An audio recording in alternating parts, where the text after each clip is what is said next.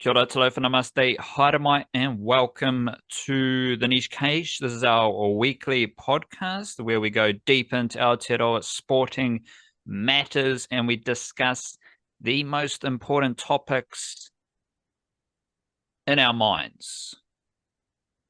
So, yeah, shout out to Ryan Fox. He won a golf tournament, but nothing golf, nothing Formula One, nothing netball, nothing rugby union compares to Joe Bell and his appreciation for kiwi fruit.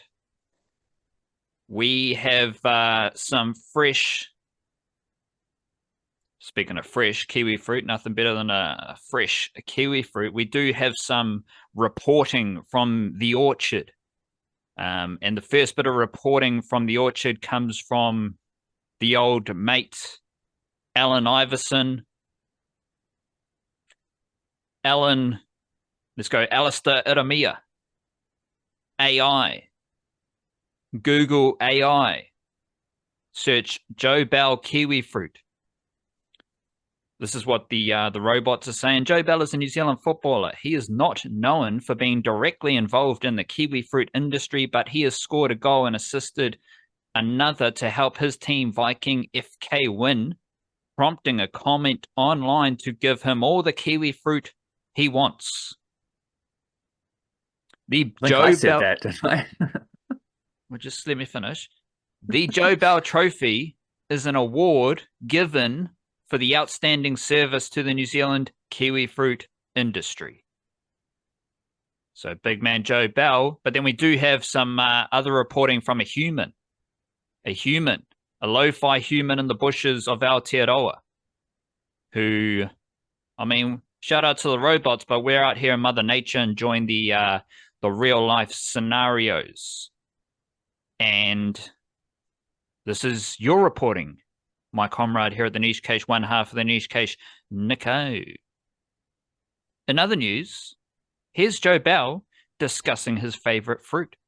I love kiwi fruit. I eat it every day. And I eat it with the skin on. It may take some time to get used to eating those with the skins.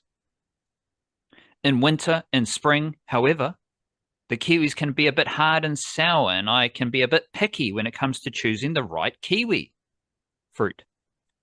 In summer, kiwi fruit, are at their best. I'm looking forward to that. It's our national fruit. They call us kiwis after all. And I've eaten them all my life. Many people in New Zealand who eat them with the skin. That's where the vitamins are located.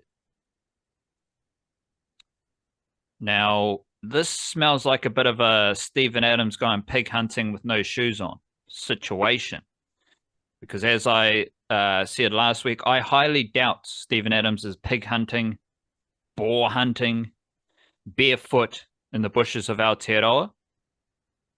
I mean, there's a couple of gorse bushes you got to watch out for with you wearing your toes out hunting. So I stand to be corrected, though. If there's any hunters out there who do hunt barefoot or have evidence of Stephen Adams hunting barefoot, hunting pigs in the bush barefoot, because I think Steve-O might be returning to Aotearoa soon. So if we can get any evidence, that would be great.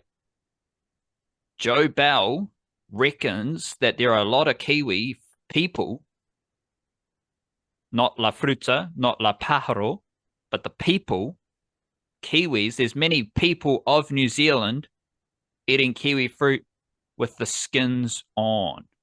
Is this something that you partake in? It's something that I have partaken in once as a result of Joe Bell saying this. So I was like, well, you know, he's talking up how much he loves his kiwi fruit. He's in fantastic form at the moment playing for Viking. Actually captained them in the last two games that they played because their regular captain was out injured. So he's the next man up. And even when he's not captain, he's still one of their, like, clearly one of their star players. He's been getting some goals and assists this season, adding that to his repertoire, which maybe he wasn't doing as much last season as they might have hoped to be able to lean on as, you know, being a key player. So he stepped up in that regard. I'm thinking, well, he's done this he's done this chat with one of the Norwegian media there talking about how much he loves kiwi fruit and he's playing fantastic football and he specifically eats them with the skin on. I'm thinking this might just be the secret to his success or something like this. So I'm gonna try it. And I did. I ate a kiwi fruit with the skin on, had to spit out the bit at the top because you know the where the stem joins on, there's always that little hard bit, couldn't chew that. Didn't really like it.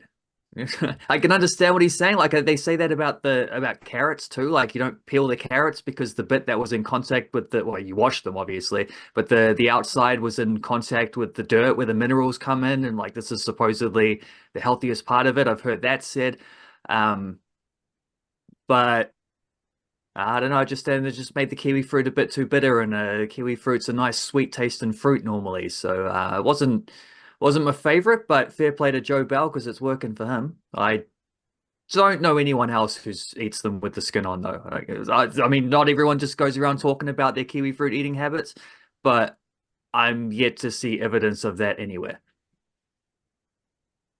Personally, I also don't know anyone who eats 20 to 40 kiwi fruit per week like Joe Bell, but I do not know anyone personally with the middle name Zen. So that You haven't met Nando Pinecker either. Haven't met Nando Zen Pinecker, and I haven't met Joe Zen Bell.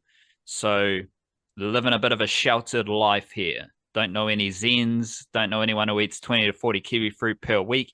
And I still don't know anyone who eats a kiwi fruit with the skin on. I do know a lot of people, including myself, who do love to get a bit of barefoot action. Do love to wear my toes and connect to Mother Nature. I just do not go pig hunting barefoot. And I hear what you're saying about the skins on, potato, kumara, all the veggies. Yep. Like why? Like yeah, of course you got to wash it, unless you know you got a pristine nursery there. But I have not tried the skin-on kiwi fruit. But I mean, Joe Bell, he's doing big things, and he loves the kiwi fruit. So shout out to him, and shout out to everyone who is here with us, loving Aotearoa sport. Lots to discuss today. Tall Blacks had a win over Australia, so we're going to debrief the New Zealand versus Australia basketball series. We got New Zealand Warriors had a win over the Dragons this weekend. They're playing the Dolphins, so we got lots to chat through there. Big old A-League final. Well, one game of the finals coming up this weekend. Auckland FC have their first leg of their away home series against Melbourne Victory. So we'll chat through that. Not sure if we've got a lot of Joe Bell to discuss this week in the Flying Kiwis department, but I did see Chris Wood scored a goal. I did see Elijah Just scored a goal, and I think Callum McCowatt's in good form. So I'll be chatting through that as well. And of course, a bit of cricket net session to finish. We have a New Zealand A versus Bangladesh A series that is ongoing. The one-dayers have finished. The Kiwis did manage to win a game there, so that was good for them. And, of course, County Championship cricket rocks and rolls along. Tom Latham, big old century. Shout out to the Don Tom. We did miss the Mindfulness last week. So that's probably my bad. Couple of coffees to start the podcast, a little bit fired up. And I lost my presence in the moment. This week,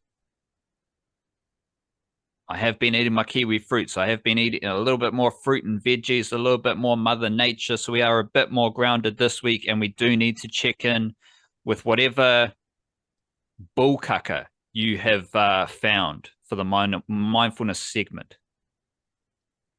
Well, the good thing about missing it last week is that I just roll over with the one I had written for then. So I didn't even have to go looking for this one, which is a quote from Bernie Glassman. He said, "Let me give you a wonderful Zen practice." So this is an instructional one as well as a advice type thing. Wake up in the morning, look in the mirror, and laugh at yourself. Once again, shout out to Joe Zen Bell and Nando Zen Pinecker for keeping the spirit alive, for keeping the Zen mana flowing. I'll take that further and just like when you do something dumb, or when you like when you can't open the door and then it's like, well, is it locked? Is it a push? Is it a pull? Is it there's a button on the side and you go and you just can't figure it out, and then you ask for help and they say the most obvious answer and you're like, damn, could have just opened the door if I was actually switched on to be able to see how this door opened. All that's left to do is laugh at yourself. It's like, how dumb am I? I love myself. I big up myself, trying to fill myself with confidence and, just happiness. But also, I'm really dumb. And that sense, then you just laugh at yourself. Oh, what an idiot. And you keep it moving and grooving. Might just go, when we take a break in our podcast recording, I might just go have a little chuckle at myself in the mirror, especially if and when I say something dumb during the podcast. Well, I'm sure we'll both say dumb things throughout the podcast. That's what part and parcel of podcasting. But I mean, the point you said there about trying to keep your confidence going, like that's actually, it seems like the opposite, but that's kind of what laughing at yourself in the mirror will do as well. Because if you're not laughing at yourself, you're probably sitting there stewing, and especially when you're like the instance with the door, which sounded kind of specific there. Like, sounded like that might have been something plucked from memory rather than hypotheticals. But like, we all have moments like that constantly. And if you laugh at it, you brush it off, right? It's not serious. It doesn't matter. That was just a funny thing that happened. If you don't laugh at yourself and you start thinking, God damn, what an idiot I am. Like, what did I do that for? And start like, talking to yourself with gritted teeth like that. That's the bit that shatters your confidence. Laughing at yourself doesn't shatter your confidence. It just makes you laugh. It makes you feel better. It lightens up the situation. Whereas not doing that is the opposite of therapeutic, because that's when you start stewing. Sometimes stewing on a matter, obviously the food version of stew is pretty damn good as well, the old slow cook stew. But stewing on some things can be pretty good, because if the Tall Blacks beat Australia in a game of basketball, I'm happy to stew on that for a couple of days, maybe a couple of months, until the Indian Panthers reappear in my life, and then I'm back to stewing on the negativity. But I'll probably just laugh at them. To be honest, I don't know why they're still around. Don't know why they've been given another lifeline. But hey, let's see what the Indian Panthers are capable of. Good for them. But the Tall Blacks did have a win over Australia in Aotearoa, so they lost the first two games in Australia. Then they came back to Aotearoa, had a win. The Tall Ferns, I think, lost all three games, but were highly competitive throughout that series. Let's start kind of bigger picture. Where do you, a lot of questions there on my mind, just got to simmer down. How do you just reflect on the series? Because they won one game. We kind of downplayed their ability to win games before the series started. How do you reflect? Like, how are you feeling about the Tall Blacks and the Tall Ferns now that this series is finished? And we did manage to get a win with the Tall Blacks winning on home soil. Yeah, and a brilliant win as well. Like, they blew Australia out of the water for about 3 of those 4 quarters. And then Aussie came back in the 4th quarter and made it close. But even then, like, that's another tick for the Tall Blacks, is that they withstood a bit of a barrage there, managed to manage the game just enough to get through there, hold on, and get a fairly famous victory, because wins against Australia in basketball are very rare. I mean, the Tall Ferns even more so. They've, I think, now lost 18 games in a row against Australia. The Tall Blacks did win against Aussie about 5 years ago in an Asia Cup qualifier. But that was what did I say, 5 years ago? Yeah, that was 2020. So you have to go back, I think, to 2008 for the next most recent win against Australia, though. So even then, like, and there was a 9-game losing streak in between. I think it was 13 of the last 14 games they'd lost up until the win in Hamilton. So for both of these teams, wins against Australia are extremely rare under any circumstances. And yes, Australia weren't at full strength, but also, yes, New Zealand weren't at full strength. Like both of these teams were picking from similar types of post NBL kind of season players, and they're not drawing in their guys from overseas, except Finn Delaney. Finn Delaney popped up after the second game.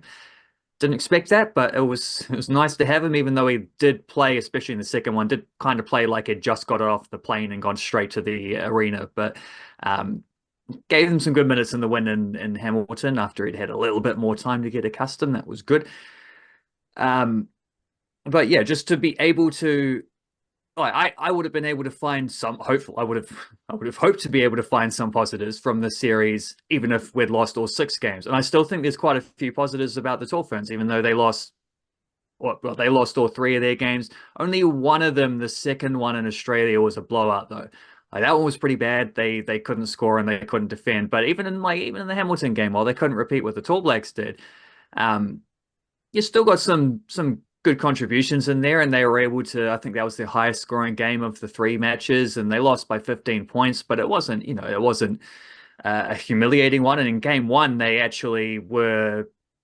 They were within the bucket of taking the lead in the fourth quarter of that game at one stage before finishing terribly again. Like the fourth quarters are the big work on for both of these teams after this series, because Australia outscored them in every single one of those fourth quarters across all 6 games, and most of them by pretty hefty margins as well. But yeah, like there would have been positives anyway, I'm sure, but the fact that the Tall Blacks get to walk away with a victory with that team that they had as well, which even from the squad that they started with was significantly weakened, because Corey Webster and Flynn Cameron got injured and weren't able to play any part of the series, and then Shaylee didn't play the third game either, so they're running on fumes in that guard department, except for Taylor Britt, who was superb in that one. 23 points, 9 rebounds, 8 assists, like close to a triple-double in a win against Australia. Like how good can you get? And just coming straight off that contract with the Breakers, and just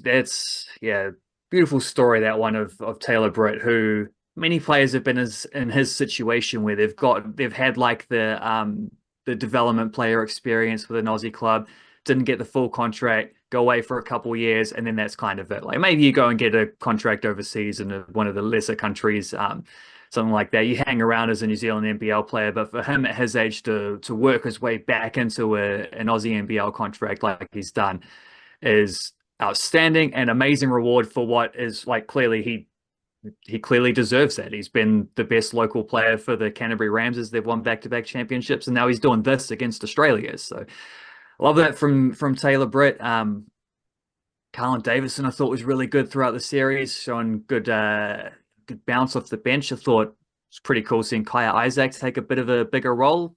Maybe not shooting as consistently as he might hope, but Ruben Tarangi as well, fantastic throughout the series. Shaylee pretty good in the 2 games he played. Like there's a lot of good stuff there from the Tall Blacks, who have an Asia Cup to play later this year. They'll bring back a few more of their overseas players for that. But they've got something to work with there. Like they certainly, despite the players that were missing, they looked like the Tall Blacks we always see. Like they played the way you expect the Tall Blacks to play. There's consistency under Judd Flavel's coaching. So lots of good stuff there. And then I think even with the Tall Ferns, I'd say similar things. Like they made some shots throughout the series. They're actually pretty good shooting from distance, which is not often the case with the Tall Ferns. They tend to, especially when they play against better teams, they tend to really struggle with their jump shots. But there were sketchy moments there where a very, very, very inexperienced team struggled defensively a bit against Australia. Like when when the momentum was against them, they struggled to turn that around. But throughout that, I think we saw some.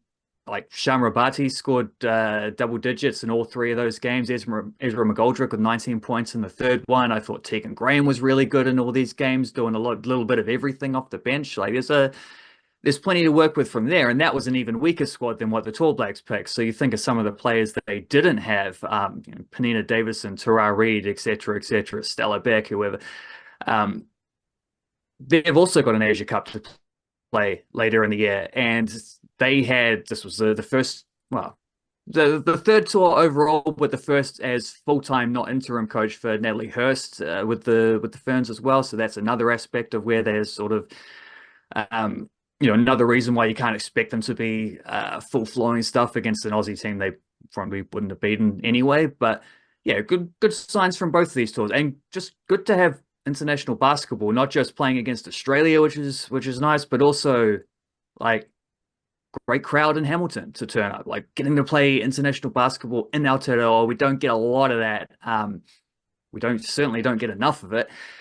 And we got a nice reward for that with the Tall Blacks victory. It was good stuff, and plenty to build from this platform for both of those teams leading into Asia Cups later in the year, where both of them should be targeting semi-finals, which is what they did last time.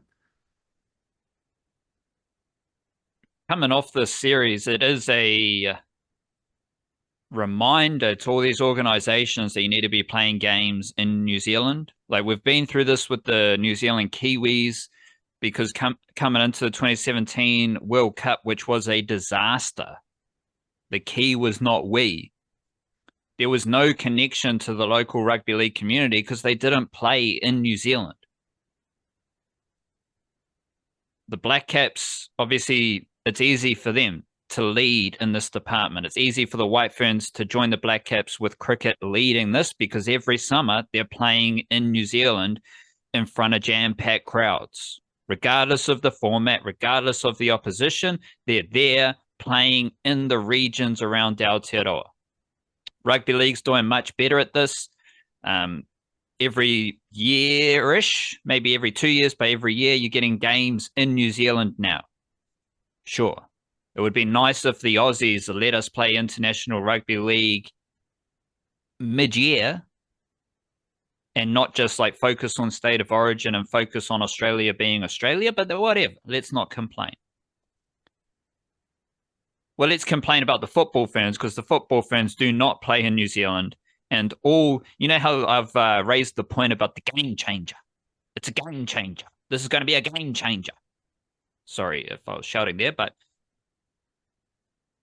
the Women's World Cup in New Zealand, it was a fantastic moment, not necessarily a game changer, because nothing's happened since then. It's all just been kind of static. It's all just been noisy drama, not playing games in New Zealand. So maybe it was a game changer because it ruined everything. Maybe. I don't know. But the All Whites, what's happened with them? They're playing a lot of games in New Zealand. Everyone loves the All Whites. Everyone can see Chris Wood in the flesh. They can see the Zen brothers right there in front of them playing football for New Zealand in New Zealand. That is the opportunity presented to all the sports that we cover and any other sport. If you play in New Zealand a couple times a year, maybe once for a minimum, good things will happen. And we talked last week about the regional stuff that the NBL does. Same with the women. So you've got a strong connection to the local regional communities around Aotearoa for basketball.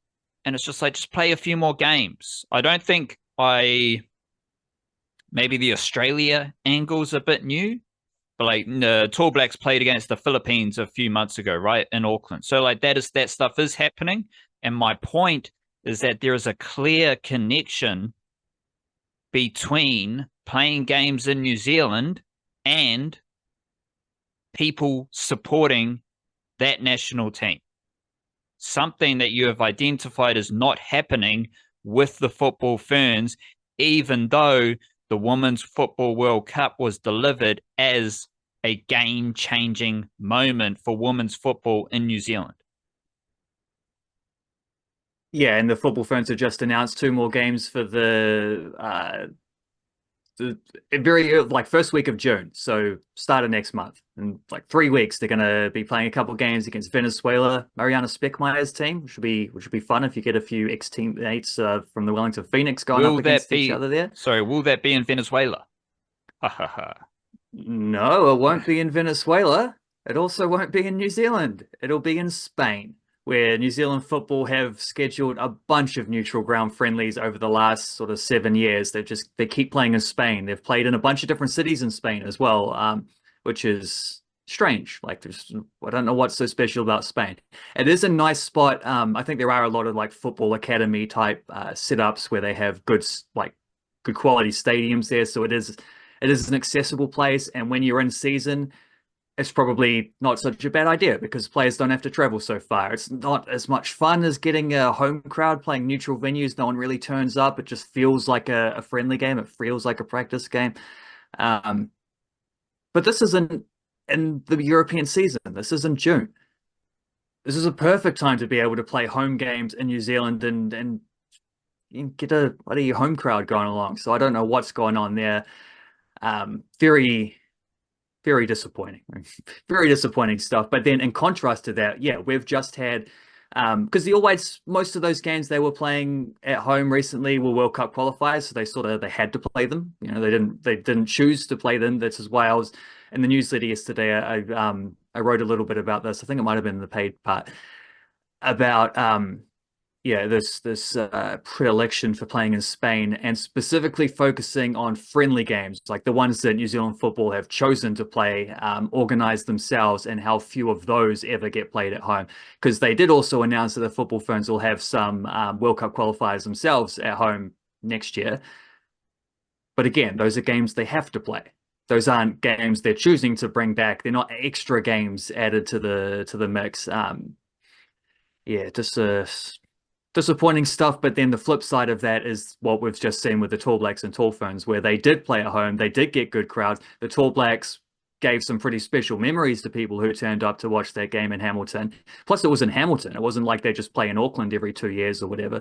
Like they do actually, they bring these games around the different cities too. So that's another positive aspect there. And they're going to get good reward from that, Basketball New Zealand. Like that's capturing what is we're in the middle of the NBL season, so there's good momentum there and getting crowds to those games and all this. Like they're capturing a bit of a moment there, which is what you should be trying to do. And it's exactly what you're saying about why these teams need to be playing home games. Football Ferns, All Whites don't do nearly enough of that. Plenty of other organizations also not doing enough of that, but congratulations to Basketball New Zealand and Basketball Australia for helping out as well, organizing these games. They could have just played them in Australia, but they managed to get a third game as well for each of these teams in Hamilton, and big positives on the back of that, you know? Correct. And I shout out to Venezuela, but I would much rather go to Spain than Venezuela. Just as a traveler and also as a professional athlete, and to be honest, for the Wahine, a semi-professional athlete, I understand the logistics, but as you said, this is kind of the women's football off season, and it's also a case of like, how desperate do you want to be? Because you can use the logistics as an excuse. You can blame the logistics of getting the players to New Zealand, but you can also just make sure you get them to New Zealand. You can also just make sure you have games in New Zealand. And we're not talking 20 games a year. We're just talking 1, 2, like a series in New Zealand, just to give the Kiwis a taste of high-level international sport in their favoured sport. The New Zealand Warriors had a narrow victory, 15-14 over your Dragons. This was the NicheCache Derby, and there was a moment in the first half where the commentators, shout out to those commentators, because every time a 19-year-old touched the ball, we were told they were 19 years old. Like, I see a 19-year-old, and I'll give them a pass for saying Pacifica Tonga when his name is Pasifiki Tonga. That's all right. Learn my lesson about critiquing name pronunciations from the commentators because they are a bit antsy if you do criticize them. But I mean, we don't need to be told that the 19-year-old's got the ball every time the 19-year-old's got the ball, because you don't say like, oh, Luke Metcalf, the whatever age he is, 24-year-old every time. It was a bit weird. But during the first half, one of the commentators said the Dragons are self-imploding. And in that moment, I took a moment of gratitude because I was like, feels good.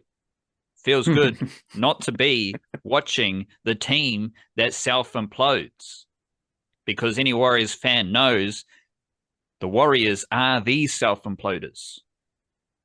Whether it's mid-game, whether it's mid-season, or whether in the history of the Warriors we're looking at it like, oh, we got a good coach, let's kick him out. That is the Warriors of old. They are the self-imploders, and yet the Warriors almost self-imploded in that game. So after the moment of being aware of my gratitude that the Warriors were not self-imploding, that it was the Dragons who self-imploded, then the Dragons scored 2 tries and the Dragons drew it up at 14 all. And then the Warriors won 15-14 with a Luke Metcalf drop goal. Shout out to Luke Metcalf and Metcalf moments, because he's having these moments that are helping the Warriors win. But overall, I don't care how the Warriors played in this game. They got the win. And we're seeing this over and over again. The first 3 wins in a row, clean, clinical, competitive, crisp Warriors footy. In the sense that they got through their plans, they won the game late, and they were playing pretty good rugby league. Then they had the loss to the Storm, and ever since the win over the Broncos, I have set up those games as win by any means. At no stage, well, there are stages where the Warriors are playing really good rugby league. In their last 4 wins, 4 gritty wins in a row, like they have had moments, but overall those games have not been sublime Warriors rugby league. To be honest, they've kind of been the opposite. But they do enough to win the game, and that is the best thing. 4 gritty wins in a row. How did you feel coming up against that Warriors team? And were you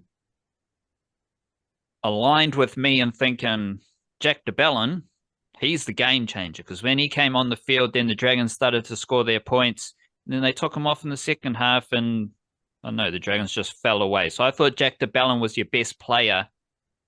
In the same way, I kind of thought once again Aaron Clark was the best player for the Warriors. So how were you feeling with that in mind as a Dragons fan? Well, Jack de Belin will be glad to hear that, I'm sure.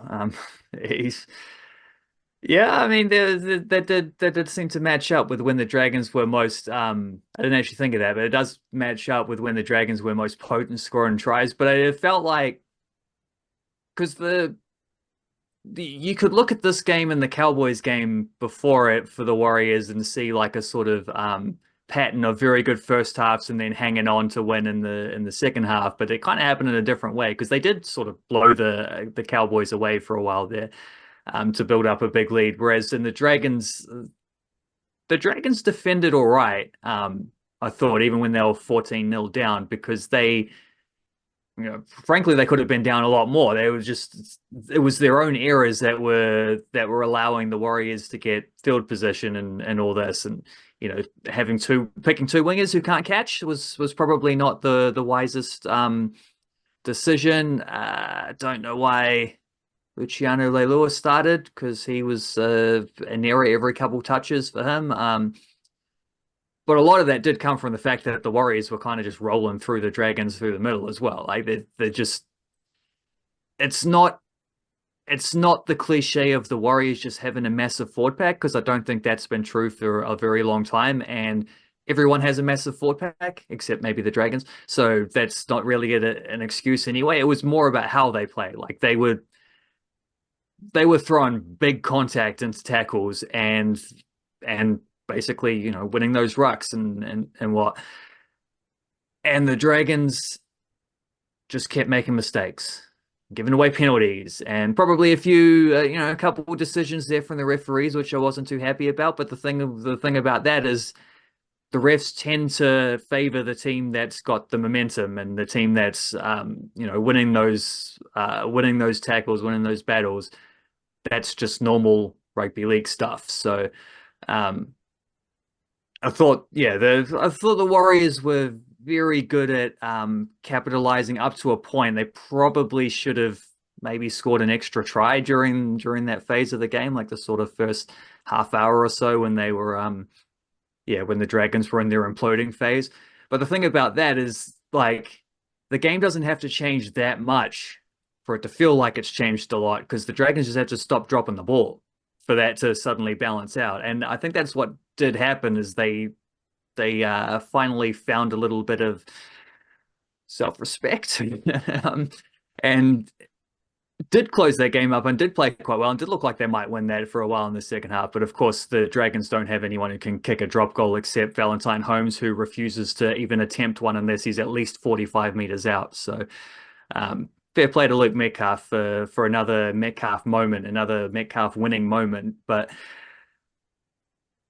it felt like a game where the Warriors led for most of the way. When they were on top by more. And it was probably a game where if they hadn't won, it would have felt like they really kind of threw it away, which they didn't, because they found those moments. There's a nice comeback from the Dragons, but it did feel like the Warriors were the more efficient, more effective team, and that is going to win you the game over the full scope of the 80 minutes.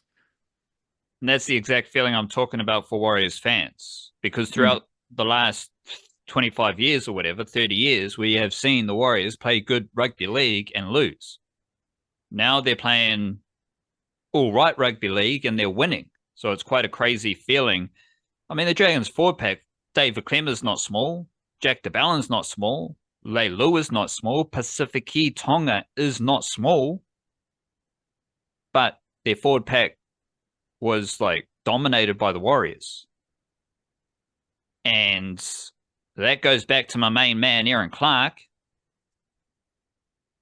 18 runs, 177 meters, 9.8 meters per run. So you're doing 18 runs and you're averaging 9.8 meters per run. That's Aaron Clark, not in a nutshell, because he also does a lot of passing. He also does a lot of fantastic defensive coverage as well as the tackling. But also Mitchell Barnett, 20 runs, averaging 9.3 meters per run. Every time those dudes got the ball, there was no pressure on them, so they just rolled forward. And it's like, I genuinely think the Dragons' forward pack was bigger, but the Warriors' forward pack was better. And the Warriors' forward pack was better despite losing Jackson Ford to his head knock. And then Bunty Afoa had a knee injury during the game as well. So it was a very impressive effort from the whole Warriors team, but especially the middle forwards in that game.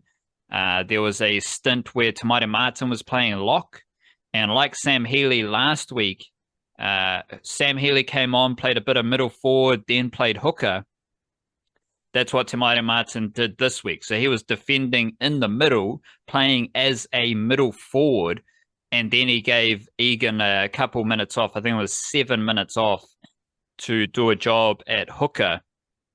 So again, that's another common thread. Like the Warriors are able to deal with so many different injury situations, whether it's during the week and then you've got someone playing a different role ahead of the game, whether it's a late change like they had last week with Leotawa, or mid-game as they've had all season as well.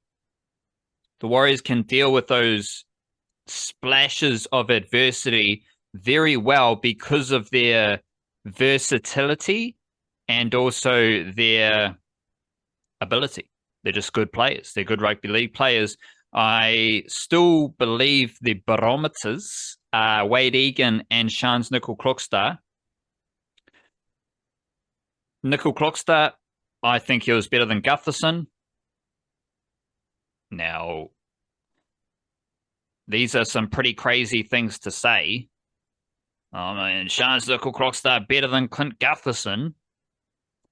But it's a fact. Like, he was just better than Gutherson. He made a lot of meters through the middle, good footwork, good power. Like, it always surprises me how powerful Sean's Nickel Clockstar is. He doesn't look that big. Of course, he's muscly, but he doesn't like strike me as someone who is going to be running into opposition forwards and pumping his legs to make meters. And that's what Sean's Nickel Clockstar does. Also very safe at the back, which I think is important, making his tackles and dealing with the kicks. And a similar theme, we got Wade Egan, who I thought was better than Damien Cook, and he was better than Jacob Little. Jacob Little did add something to the Dragons, I thought, but Wade Egan's just better. And I mean, we don't, as we'll find out in a jiffy, like, stats aren't the be-all, end-all. But Wade Egan's 7 dummy half runs for 79 meters. He played a lot of the game, so he's going to have more runs full stop. Damien Cook had 2 runs for 17 meters. Like, Damien Cook's greatest strength is his speed. They didn't do anything. Jacob Little had 4 runs for 32 meters. Both of them well down below 10 meters per run. Wade Egan above 10 meters per run. No surprises then who leads the whole NRL for dummy half runs. Wade Egan, the explosive runner out of dummy half. Wade Egan is first for dummy half runs in the whole NRL. And I think he must still be churning out the career best meters. Let me double check with that. Because we've talked about it before, this is a major addition to the Warriors, is far more impactful dummy half running. And he's averaging 75 meters per game, which is, again, that's well above his 51 meters per game previous best. I do have a lot of like stat things that I think are really important. They do tell the story of the Warriors. They do inform us and offer insights. And even this statistical pocket is a learning moment. It offers us some sort of insight. Kurt Capewell has missed the most tackles in the whole NRL. He is first for missed tackles. So Kurt Capewell obviously sucks. He is obviously terrible at rugby league, and he is a losing rugby league player because he is first for missed tackles. And let me check if there's a bit of a margin here. Who is second for missed tackles in the NRL? Reed Mahoney, otherwise known as Reed Marnie. Oh, my Marnie. For common folk who aren't caught up in their own Aussie bullcacker is Reed Mahoney. But to the Aussies, he's Reed Marnie.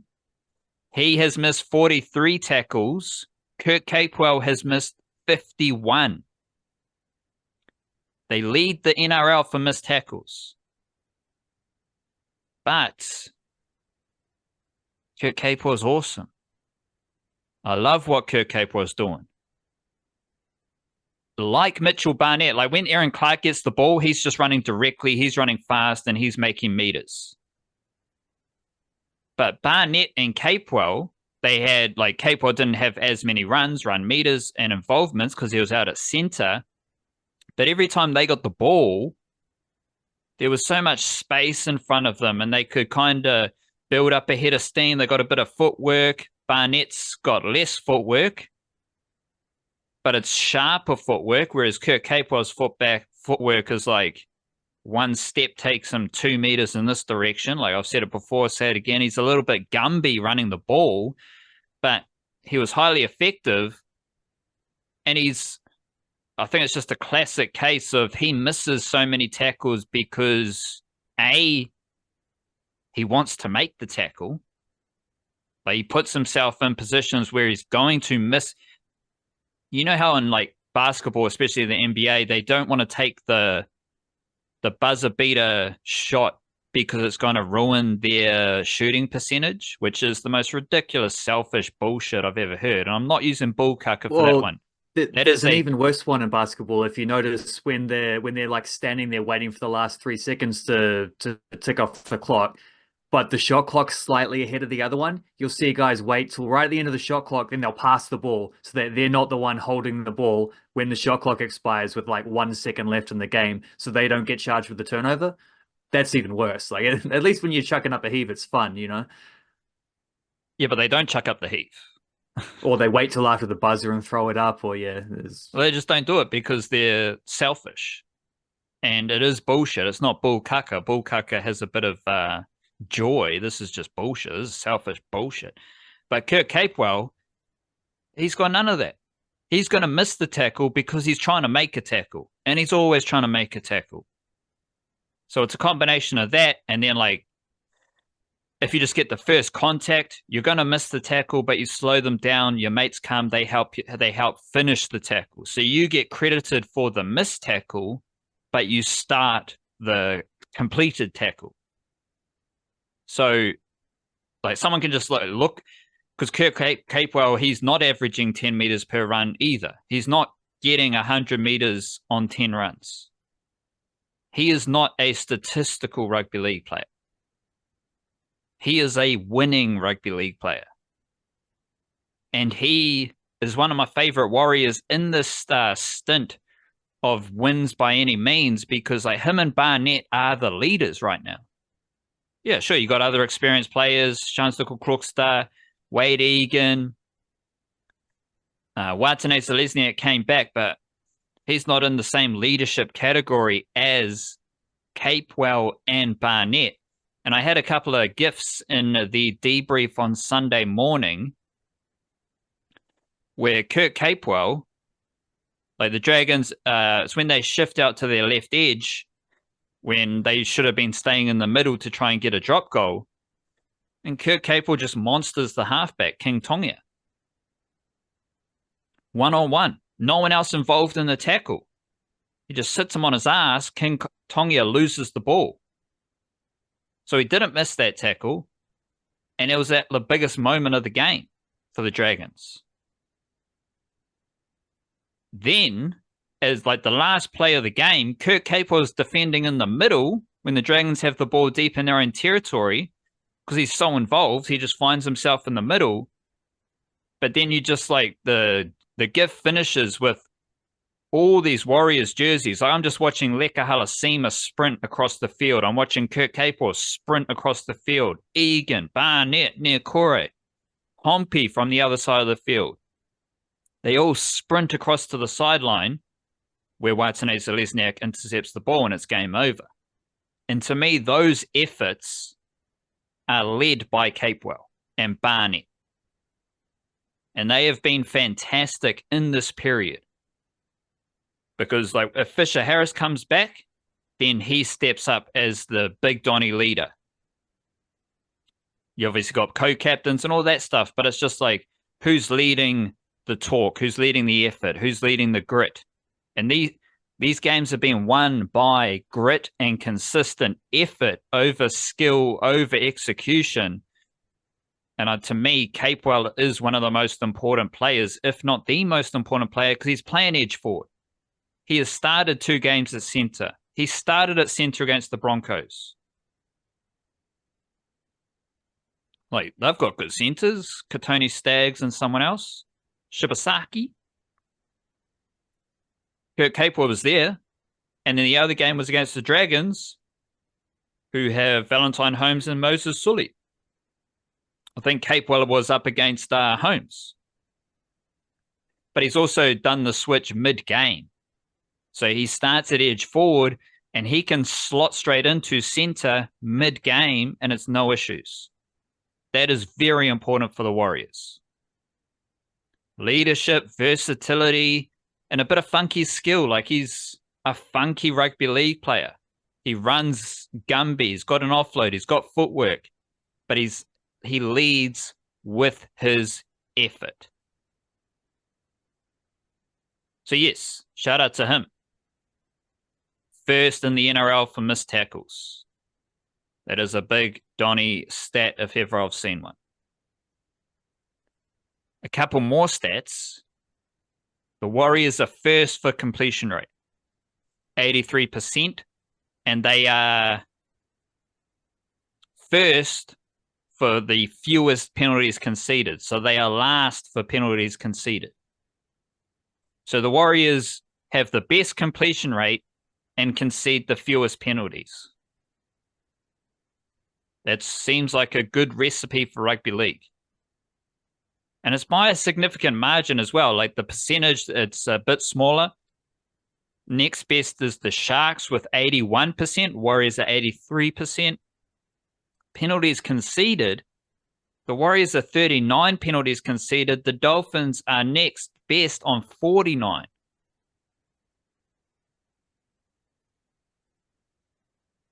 I mean, the Warriors just don't concede penalties. How good is that? Something I've never seen in my life. Another little stat area I love, Metcalf moments. He is the leading try scorer for the Warriors with 7 tries. Chanel Harris-Tavita is the leading Warriors player for try assists with 7 try assists. So one of your halves has 7 tries. The other half has 7 try assists. I like it. Of course, the headlines, the Metcalf moments, it's all about the tries. But Chanel Harris-Tavita is doing his job as a complementary halves player with the same number of try assists. They both have over 2,000 kicking meters. And that is, again, it's complementary. Luke Metcalf, right foot, Chanel Harris-Tavita, left foot. So I like that stuff. Most post-contact meters for the Warriors, Aaron Clark, then Mitchell Barnett, then Jackson Ford, Shans Nickel-Klokstad. Shans Nickel-Klokstad is 4th for Warriors post-contact meters, 1st for run meters, and 1st for tackle breaks. This week, the Warriors play the Dolphins. Who knows what's going to happen there? I do think the Warriors are due for a loss.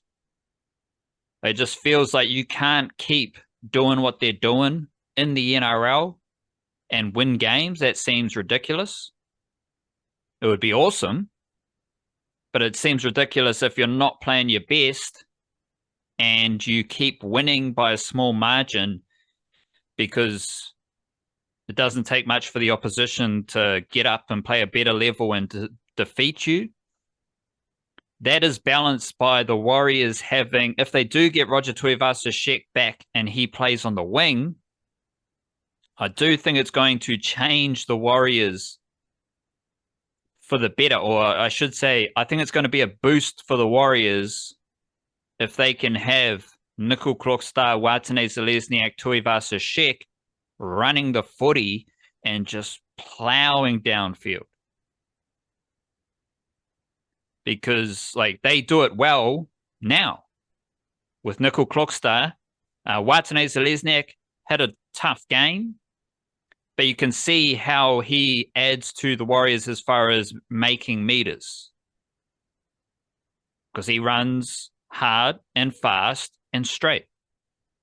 Now, if you add Tuivasa-Sheck to that, and he's powerful and he's got footwork, the Warriors, if their back three can make 30 meters right there, 10 meters each, easy. Then you add in the likes of Aaron Clark, Mitchell Barnett, Wade Egan around the ruck, and I think that's a recipe to win against the Dolphins. But the Warriors just need to hang on. Who knows who's going to be out injured. You just got to keep fighting, keep scrapping, and hopefully there's a cleaner execution with the return of Tuivasa-Sheck just to fight off the fact that I believe they're due for a loss. My favorite Warriors nugget, though, is that the Warriors in the NRL and New South Wales Cup are 15-3 combined.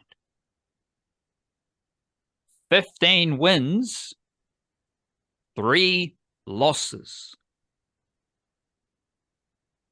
The Warriors are second in the NRL to the Bulldogs. The Bulldogs are 6th in the New South Wales Cup. The Warriors are 1st.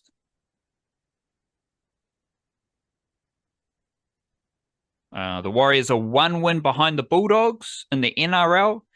The Bulldogs are 3 wins behind the Warriors in New South Wales Cup. So the only team, because there's not many Queensland teams at the top of the ladder, Storm, Raiders, Sharks, Cowboys. I've been actually thinking about this as well. I think the Warriors and teams like the Bulldogs, it is very beneficial the way their pipelines and systems are set up. Because the Bulldogs, their reserve grade team, their under 21s, their under 19s, their under 17s are all Bulldogs teams. The Storm, where you got Sunshine Coast, you got North Sydney Bears, and I think they might have East Tigers in Queensland as well. So the Storm players below NRL, they get filtered down to different teams. They do have their under 21s. They do have their under 19 teams.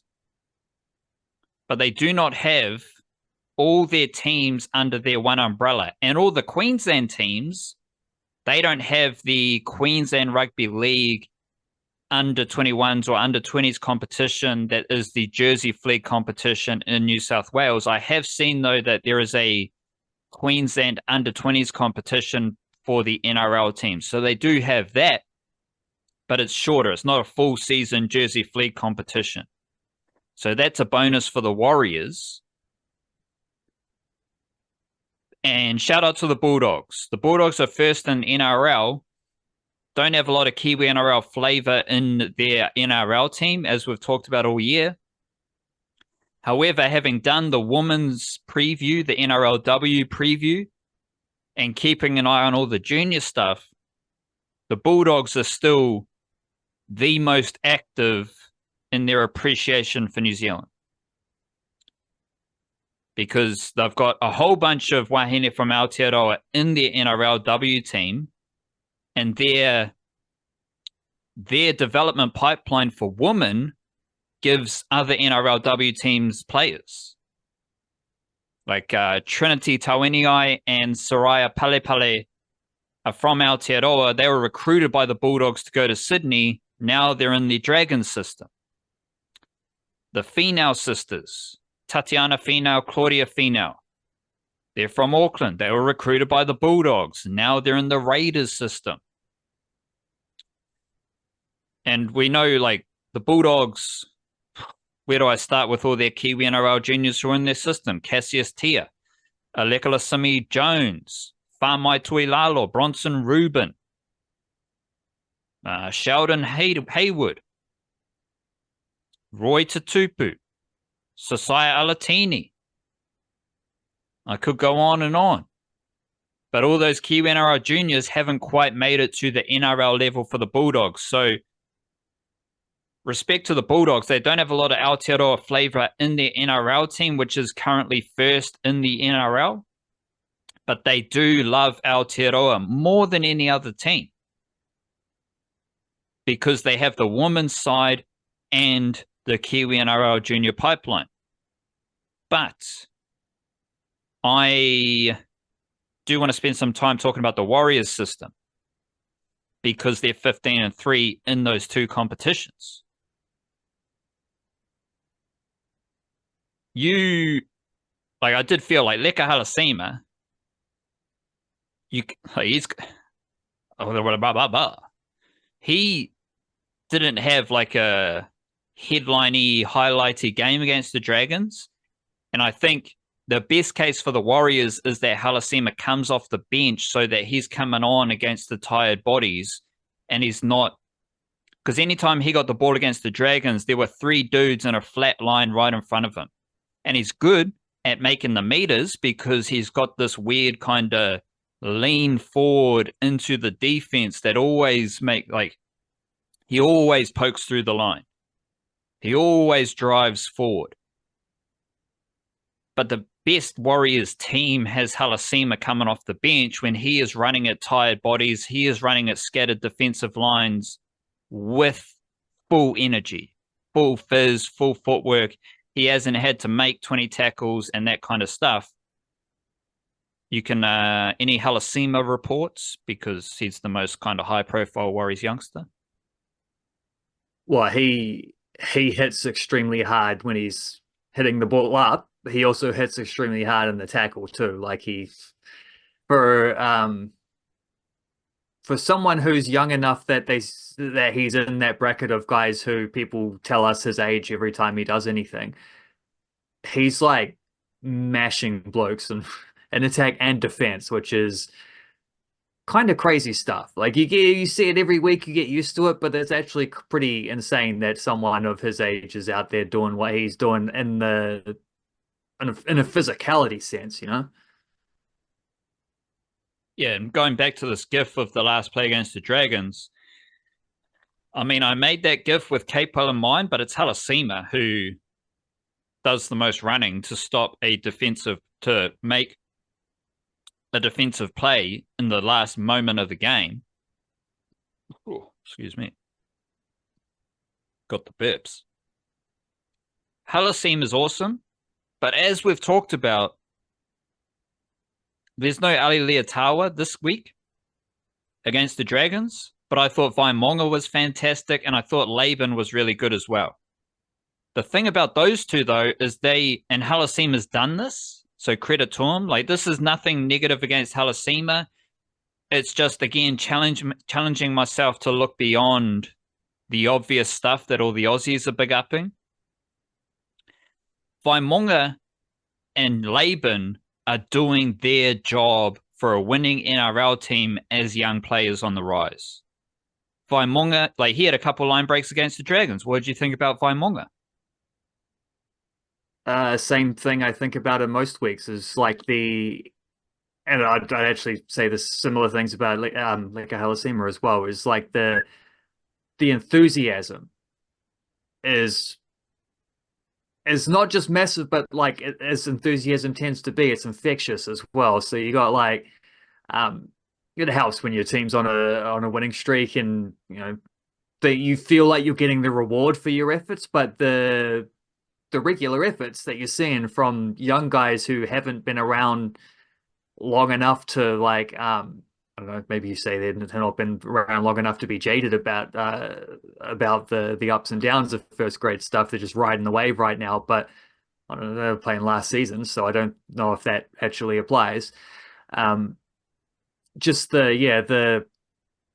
the enthusiasm and the energy that you get from those guys, and Vaimonga, I reckon, is number one in that category, because I said this before, but like he's doing the same thing when he's on the bench. Like he's on the bench, not even in the game, and he's the biggest cheerleader. He's supporting every tackle. And I just like I like seeing that. I think about this watching football a lot. I reckon the teams that celebrate their defensive players as well as celebrating their goals and you know, close chances and whatever. Like I don't know what the correlation is. Don't know how you research this, but my suspicion is that those teams are the better teams. Like the teams that also everyone gets around the goalkeeper when he makes a great save. Everyone gets around a defender when he makes a sliding block, kind of thing. I think that is a sign of a team that is that's, you know, everyone's pulling in the same direction. I think there's a lot of examples you can see about that, with how that applies to the Warriors at the moment on the streak that they're currently on, and a lot of that shines through from guys like you know, Vaimonga. I thought it was Vaimonga's best game. 9 runs for 108 meters. Sorry, Halasima 11 runs for 120 meters. Both of them over 10 meters per run against a, like some would say, better forward pack by name. Vaimunga also had 29 tackles, 96.6%. I thought that was Vaimunga's best game. He did have a line break through the middle. He's got, he was a midfielder in rugby union for De La Salle College. He's got the footwork. He's got the speed. He's got the passing game to be a really effective middle forward. But again, Jacob Laban doesn't have the stats. But Jacob Laban finished the game as an edge forward. And Jacob Laban now coming into his 3 games this season, he's played 27, 37, and 27 minutes. He's not getting 10 minutes a game. He's not getting 15 minutes. He's getting 27, 37 minutes per game. And he's doing his job. And that's something I'd like to double down on is they have the highlights, but they're doing their job for a winning team. So I don't care about the highlights. I don't care about Halasima's highlights. He's played 80 minutes for the first time in his career, doing it twice in wins. So the highlights, the stats, whatever. These youngsters, Ali Leotawa included, they just do their job for a winning team. But they also have the highlights. Ali Leotawa has line breaks in the NRL. He has ridiculous New South Wales Cup highlights. Dimitri Vaimunga has scored tries in the NRL. He has chased down a chip. He didn't do the chip himself, but that's all right. He chased down the chip in the middle of the field to score a try in New South Wales Cup. He has those highlights. Jacob Laban has scored a bunch of tries jumping over everyone in New South Wales Cup. He's also scored a try running 60 meters down the sideline. We all know what Halasima's done. So they all have the highlights. But they're all doing their job in a winning team, which is very impressive to me, and it stems back to New South Wales Cup. They were playing 2023 New South Wales Cup as youngsters in a team that was winning. Most of them played a bunch of games last year in New South Wales Cup for a team that was winning. And there's this other thing, so I think we've touched on this as well, because last week it was all Bishop Neal, right? It was the Bishop Neal highlights. But as we talked about, well, not, again, I'd say it again, shout out to Lennox Tuiloma, because he was the under-17 finals player of the match from Christchurch. Then it was Bishop Neal from Christchurch. So I've seen it because I've done the clips. So when I do the clips, a couple of days later, after getting out into the bush, after getting out into Mother Nature and Aotearoa, grounding myself, then I check the reaction to those clips. So you see, Bishop Neal, give him an NRL contract. Well, you know what Bishop Neal did? He went back to school. So just chill out. There is a system and there is a process in place that develops players at the Warriors. Bishop Neal, there were, I think, Isaiah Savia, Kenny Luffy Tuanai, I don't have the name right in front of me, but there are a bunch of Warriors players who are playing first 15 for St. Thomas at Canterbury with Bishop Neal. So yes, Bishop Neal's awesome, but he's also can we just let him finish school before we promote him to higher grades?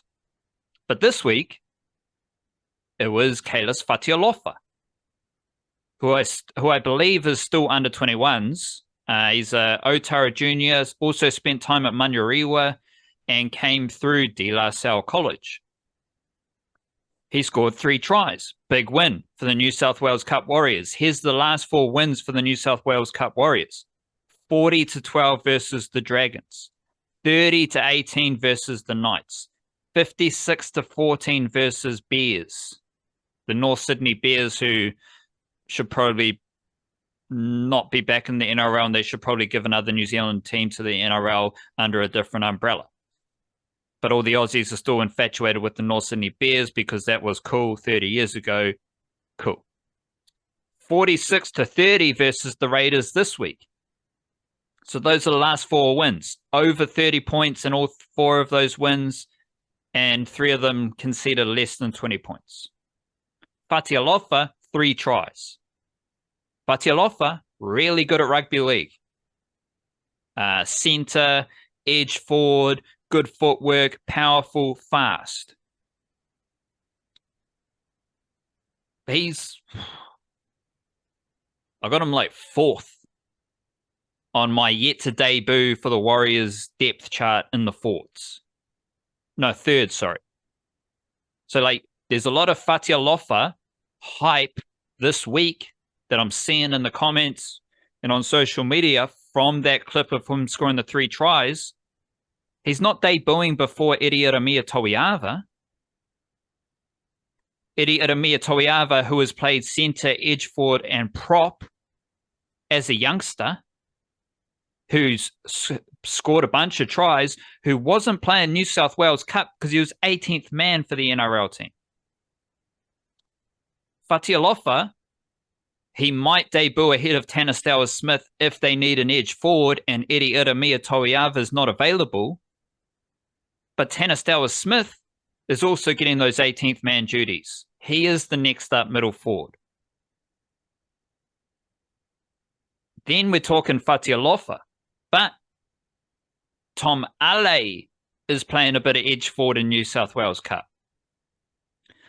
What does Tom Ale do? He's pretty big. He's pretty powerful. He's pretty fast, and he's got good footwork. And he is now learning how to play edge forward under Andrew Webster.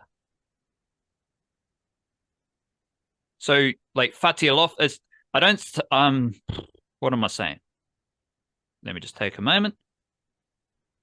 I'm saying all this because not to poo-poo the people who are hyping up, like they're just reacting to the clip that I am intentionally delivering. But it is only to show the options and depth available to the Warriors. Because like Eddie Iramia Toiava isn't getting those highlights because he's 18th man for the Warriors in the NRL. What does Eddie Iramia Toiava do in New South Wales Cup? What does Tanner Smith do in New South Wales Cup? They do their job, and they do their job in their 3rd season of winning with the New South Wales Cup team. Having played New South Wales Cup while they were still eligible for SG Ball. Okay, then we get to the Fatialofa bracket. What's coming up behind Fatialofa? Toby Crosby, who has already done some ridiculous shit in rugby league in his 2nd year of rugby league with the Warriors. Do you know about Jason Salalilo from Christchurch? Because he's played the last few games in New South Wales Cup while still being under 21s eligible. This is the scale of depth. And like the NRL dudes, all these guys have got some sort of highlight. Yes, some of them are a bit crazier. Like Tanner Smith hasn't done what Fatialofa has done as far as highlights go. But he is well prepared to do a job in the NRL. This is like, I feel like I'm just repeating everything I said last week, so I got to chill out. But it's getting crazier because the New South Wales Cup team keeps winning. And like the New South Wales Cup team, I think I had a note, let me check, in the paid section of our Substack newsletter. No, I didn't write it down last week, but like the New South Wales Cup team, most of the forwards are young players on the rise. This week, the forward pack, Tanner Stowers-Smith, Samuel Healy, Freddie Lussick, Tom Ale, Kalis Fatialofa, Kailani Going, Jason Salalilo, Toby Crosby, Makaya Tafua, William Whakatomafe on the bench. Like, the best thing you can do as a Warriors player, fan, right now, is be like, ask your mate if they know about Leka Halasima. Oh, yeah, right, 19-year-old. Well, right. Okay, then you got to dig a little bit deeper. Okay, so, have you heard of this Kalis Fatialofa kid? Yeah, right, yeah. But do you know about Idiota Miyatoiava? Do you know about Tanner Stowers-Smith? Yeah, because I saw them in a preseason trial. Yeah, righto. Do you know about Toby Crosby? Yeah, of course I know about Toby Crosby. I saw him run the whole field off a kickoff. I've seen Toby Crosby carry 10 dudes with him to the try line from halfway. Okay, yeah, cool. But do you know about Jason Salalilo? And do you know about his mate from Christchurch, Makaya Tafua, who plays hooker, but he's also a small forward, and he's so good at rugby league that he is playing in the New South Wales Cup team alongside Samuel Healy and Freddie Lussick, who are both hookers or small forwards. There's so many of these dudes. And do you know what else I was thinking about? Just quickly.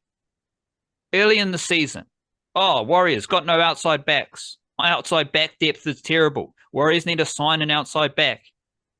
You know what the Warriors have just done? Won 4 games in a row, or 3 games in a row without Watanese Lesniak or Tuivasa-Sheck.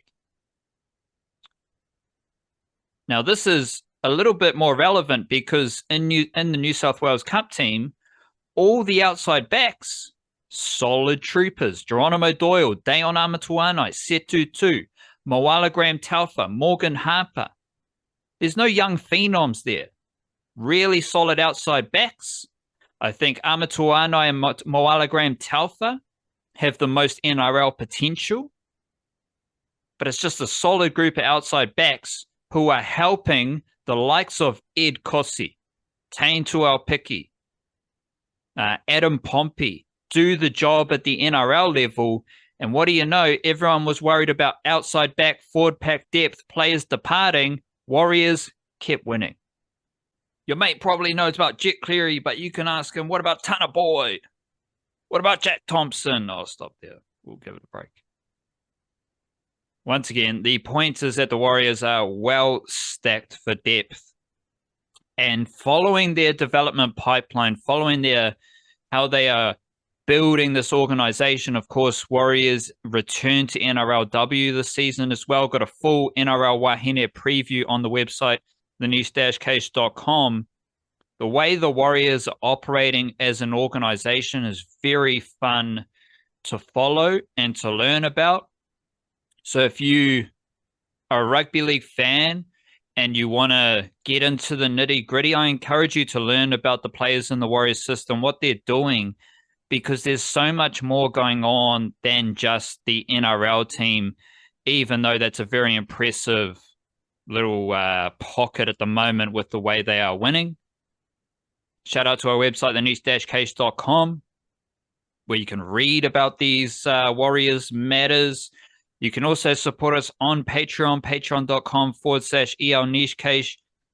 A couple of dollars a month is a massive help for us, and we record our bonus podcast every Thursday that is sent out through Substack and to Patreon. We've also got the full newsletter, the free section, the paid section, that is copied straight into Patreon as well.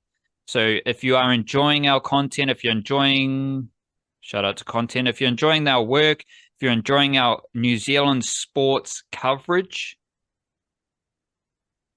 you might want to jump onto Patreon, a couple of dollars a month, and that is a big help to us. You can also sign up to our newsletter via Substack, thenichecache.substack.com. Lots of free stuff there, but then there's also the option to upgrade to a paid Substack subscription as well for a couple of dollars a month once again. And of course, you can donate through Buy Me a Coffee if you like to. If you want to, make sure you're subscribed on YouTube and hit us up on any other platforms. We are far more responsive to the folks funding our work on Patreon, Substack, and Buy Me a Coffee. Will you be doing any words about the Auckland FC versus Melbourne Victory A-League finals matchup? After the fact, I expect so. I wanted to do like a regular season roundup, but then last week was an extremely busy non-work week, so we'll see. I've still got to get a Steven Adams season wrap-up done, so probably not this week, but that's what we got a podcast for. I mean, I'll write about it in the newsletter as well, of course. That is why you should sign up to our newsletter via Substack, because we do cover plenty of Aotearoa sports matters sent out every Monday and Thursday evening. And we are going to be previewing Auckland FC versus Melbourne Victory A-League final. One of their A-League finals. They are in Melbourne this weekend for a 9:35 kickoff on Saturday.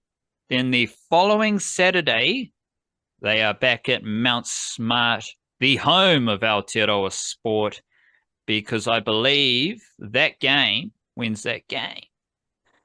6 p.m. Saturday. 6 p.m. on Saturday. That is coming at you 24 hours before Warriors versus Raiders, also at Mount Smart Stadium. What a banger of a weekend that will be, assuming that Auckland FC can get a couple of points over in Melbourne and then set up a fun game back in Auckland at Mount Smart Stadium. What's the story as far as like the two-leg nature of this series? Do you get is that how football works, where you get a bonus point or some sort of mana boost if you score an away goal? Like, what's the situation there? They used to have that, but I don't think they have. This sort of started to go away from away goals because playing away isn't as much of a drama as it used to be because everyone just catches private jets, blah, blah, blah. Probably not a factor in the A-League, but it is in the places where those rules trickle down from. So I don't think we got away goals, but we do have the potential of extra time and penalties in the second leg if things are still tied after, 180 minutes, which, of course, is what happened to the Wellington Phoenix at this exact same stage against this exact same opponent last season when they played Melbourne Victory. Got how did that one go? I think it was a draw away from home, and then they drew again. They were drawing to have to go to extra time, but then they conceded and lost in extra time in the home leg when they played Melbourne Victory exactly 12 months ago from this stage of the season. Now Auckland FC are doing the exact same thing again in their own way. A year later, they didn't exist a year ago. Now they do exist, and they've just taken the Phoenix's place. So we don't need to worry about like how many goals. Obviously, they need to score enough goals to win the game in Melbourne, but we're not worried about like scoring goals to make sure they get the away goals, that type of stuff. It's just none of that stuff. Just pure results.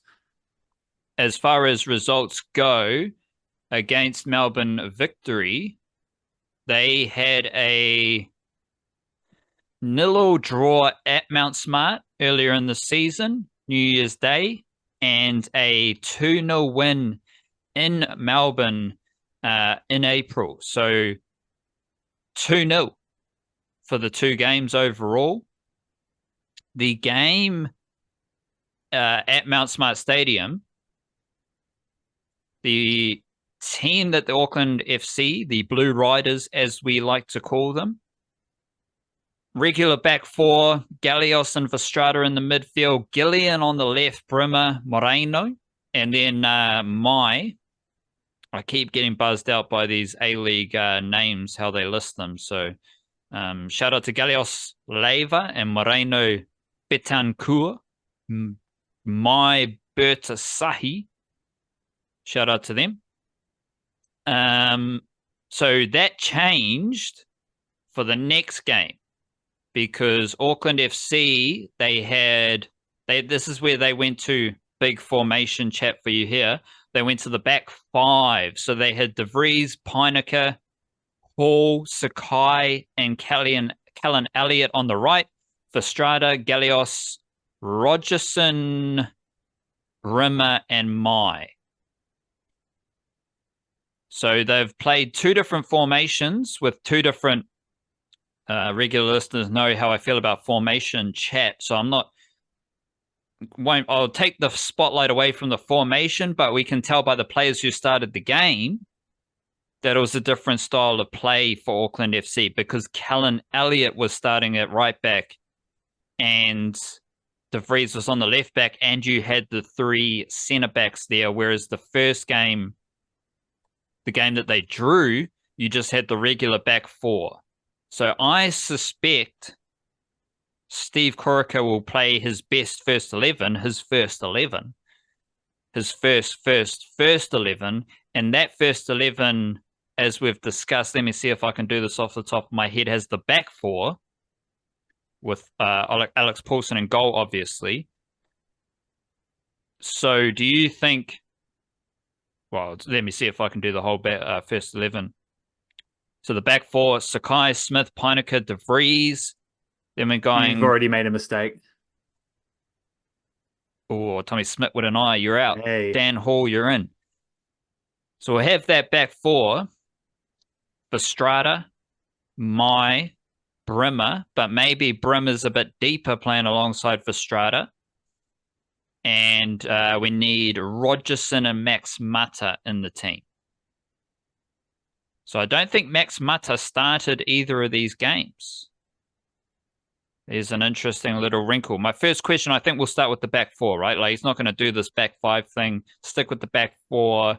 Very solid back four that has shown time and time again this season, you don't need a back five. You don't need your wing backs to get up the field. Sakai loves getting up the right side of the field.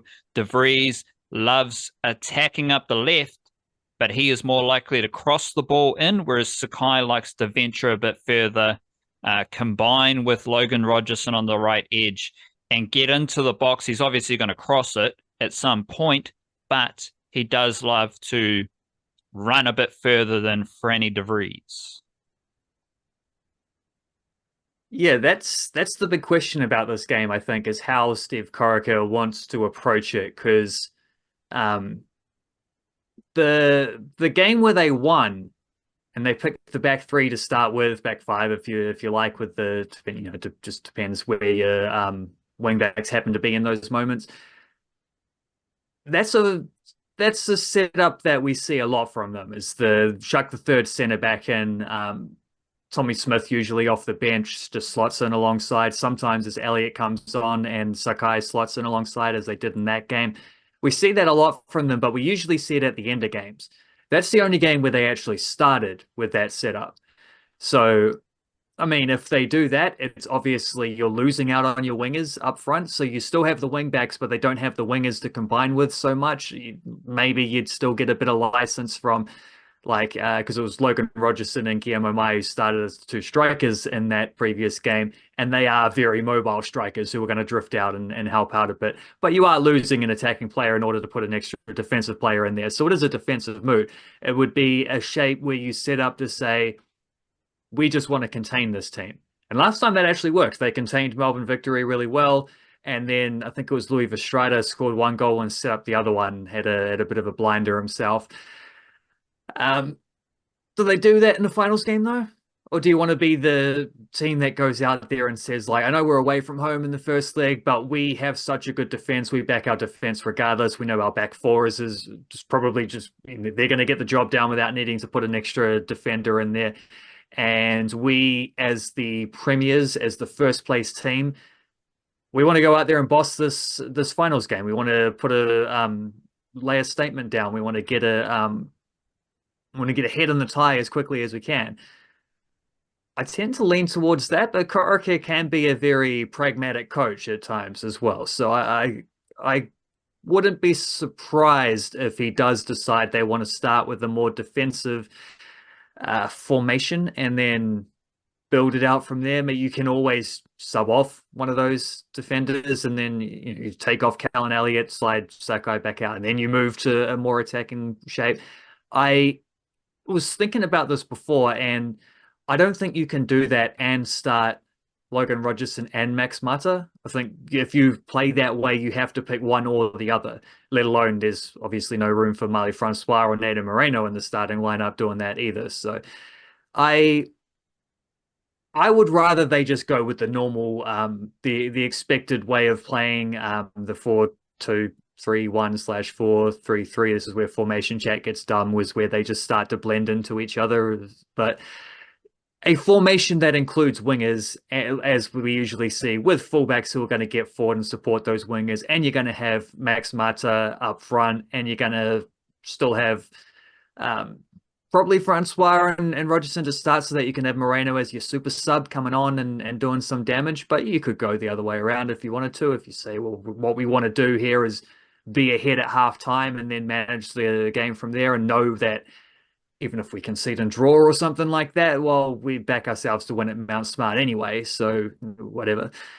We'll see what he leans towards, because there are a few different options, and Jake Brimmer is another one of those options, because I don't know if you're starting those other guys that I'm talking about there. I don't know if you can fit Brimmer and Gallegos.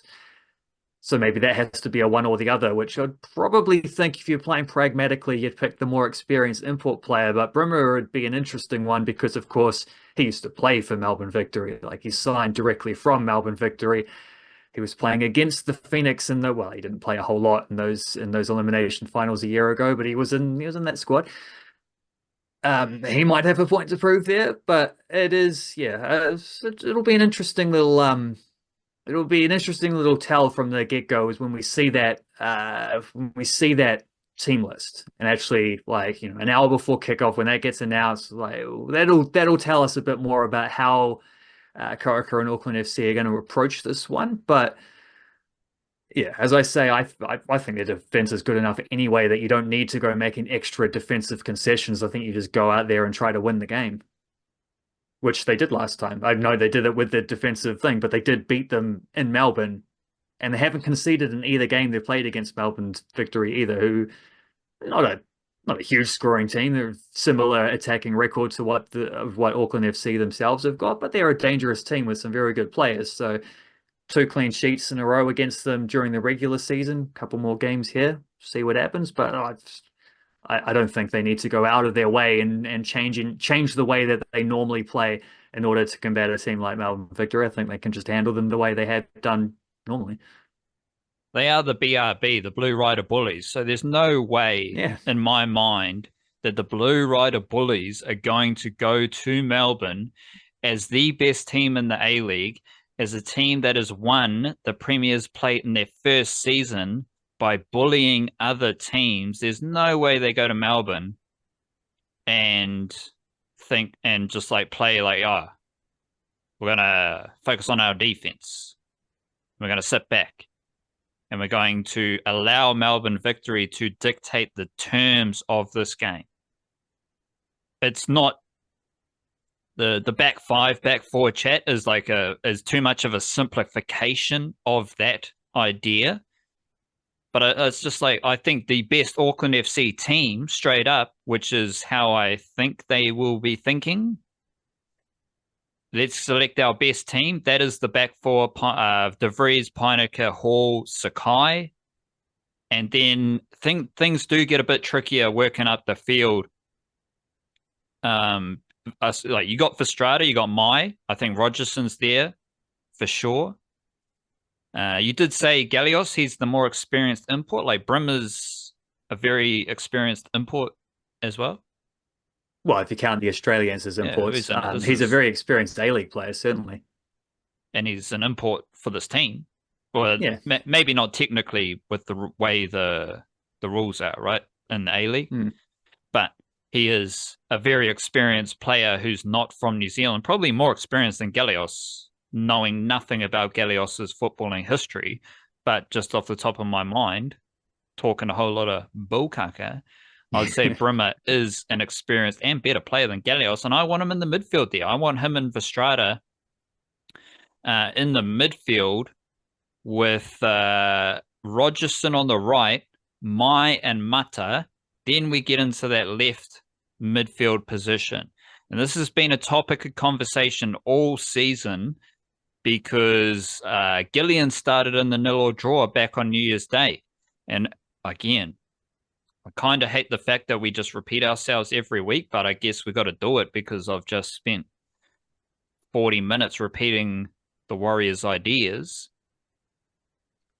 Gillian was the left midfielder to start the season, and that has been the role in the team. Sure, other positions have been changed. Other roles have been rotated in, rotated out, some due to injury, sin bins, suspensions, whatever it is. Rest and rotation, whatever. The one position, the one role that has had the most uncertainty about it all season has been that left midfield position. We've seen Gillian. We've seen Marley Francois. Has anyone else played that position this season?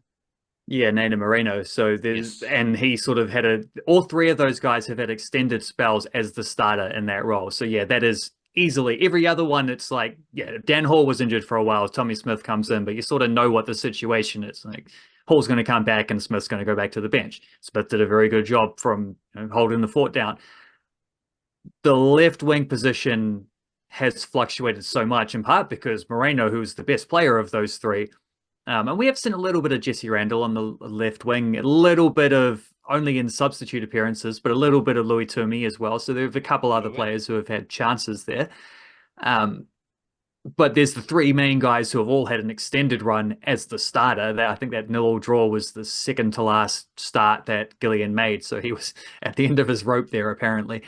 But Moreno who is the most talented of those three, is kind of tended to play better when he's come off the bench. And it maybe even if he, like, the more Moreno, the better in general, because he's a very good player and he adds something that the others don't with his sort of his ability to basically score goals, like his clinical shooting.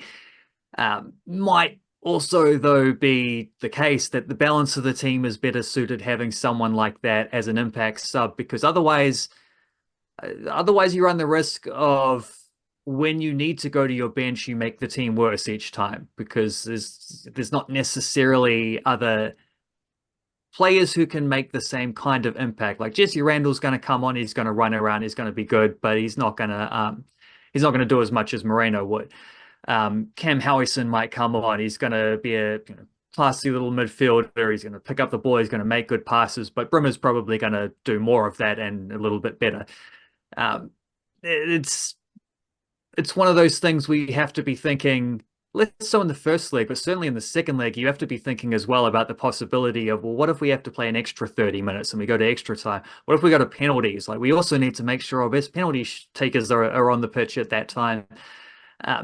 You got to think about it a little bit differently once you get into knockout football. So it's something else to consider. I suspect, supposing that they play a formation, which I think they will, I think we both hope they do, basically, based on what we've been saying. I think we're in agreement on that. We hope they just go out and play the way they usually play and back themselves to beat a team that finished below them. Technically speaking, in my mind, like, it always changes with and without the ball. There's a 2-3-1, there's 1-3-2, there's all these different footballing jargons and whatnot. But it's the way I think about it, 4-4-2. Just play a 4-4-2. That is the best way that I see. That is the formation of the Auckland FC first 11. Is that you're thinking a 4-4-2 when you say we're in alignment? Well, yeah, this is where we the get way into they play. This is where the numbers get annoying because I don't think there's much difference between 4-4-2, 4-3-3, 4-2-3-1, blah blah blah. So we'll say a formation that has wingers, like wide midfielders / wingers and wide defenders, not just one or the other. We'll say a formation that has wingers is what we would both like to see, I think. Yeah. 4 defenders, 4 midfielders, 2 central attackers. Along those lines, yeah, Yeah, because you yeah, can argue yeah, one of those central attackers is as truly an attacking midfielder, blah blah blah, or the yeah, yeah. wingers attackers, or This But is yeah, this is a good insight into why we find the formation chat a bit ridiculous. it's a baseline. Yeah, It's not the answer to the question. It's just a starting yeah. point, isn't it? Is where it yeah. I think Melbourne Victory are a possession heavy team though. I was looking at some of the stats to see like what are the things where these two teams are quite different. And Victory ranked third for possession, whereas Auckland FC ranked 10th for average possession in games. So that is one thing where like um, what we're saying here about like Auckland FC just go out there, be the bullies, stamp your authority on the game kind of thing. Like the Victory are going versus sitting back and maybe soaking things up. I think that's how the Victory want to play is to have a lot more of the ball and to try play in Auckland FC's half there. Um, what was some other interesting ones that ranked up there? Very similar defensive records, very similar goal scoring records. Both pretty good for possession one in the opposition half. Auckland FC shoot less than Melbourne Victory, but as I say, they score a similar amount of goals, so that's more the means to an end. But the biggest difference I could find was that Auckland FC can commit the most fouls per match, whereas Melbourne Victory commit the second fewest fouls per match. Also, big difference in interceptions. Tackles one less so maybe Victory are quite good at winning the tackles when they commit to them, but they don't necessarily commit to them as much. Auckland seem to be clearly a more combative team, and I like that. I don't know. I like that picture in light of all the things we're talking about here about how this game might go. The most fouling team against the second least fouling team, a team that commits fewer fouls than the Wellington Phoenix this season, who were not a very combative team themselves. I just like go out and take it to them. You don't have to sit back against a team like Melbourne Victory. I think it's actually in your best interest to go and be aggressive and rough them up the way you rough up every other team. But there will be a little bit of an element of not overexerting before the second leg. You don't want to. You have to be a little bit careful there in that first leg away from home, because that's the one Melbourne Victory are going into thinking like this is our best chance. So you got to be careful with that. You can't be silly, but I don't know. I think there are better teams. If you just go out there and play the way you normally play, you can hope that comes through. I understand planning, preparation. You got to know who your penalty takers are. You got to know that they're on the field at the end of extra time. You got to make sure you got the bodies ready for extra time and all that shit. Bit of mindfulness, to me, that's fair. Auckland FC, they're going to win these games, and I don't. Of course, the coach has to be prepared for situations, but like you go to Melbourne, you win the game, you don't care. Like from my perspective as a fan, I'm not thinking we need to save our legs for the return game, right? I'm not thinking we need to make sure we've got this guy on the field for penalties. Because it's not going to get to that. You're going to win the game. You're going to go there and win the game. You're going to bust your ass to win the game. Who cares about those other things? But of course, as a professional sports coach, you have to take those things into account. The thing I think about the most about Auckland FC, and is the Blue Rider Bullies winning the ball in the opposition half. And your stats about possession, the fouls, tackles completed, to me, that all just comes into the pie, the big steak and cheese pie nicely. Because I think if you're telling me Melbourne Victory is at first for possession? Third. And Auckland FC is 10th out of 13 teams. So there's that tells the story even more, because Auckland FC, they don't need the ball, they win the ball. They take the ball from you. That's the bullying thing. And then they use it quickly. Yes, they take the ball, they take your lollies, they eat your lollies. See you later. Done. That is the best. That's something that I've noticed about Auckland FC all season long. And if Melbourne Victory are comfortable in possession, I imagine most of their possession is going to come in their half of the field. Same way, Melbourne Victory far better than Wellington Phoenix. But if the Wellington Phoenix want to play out from the back and they're kind of mediocre at that, you're just inviting Auckland FC to win the game because they're going to take the ball from you in your half and they're going to score goals. They're going to put you under pressure. You make the mistakes, done deal.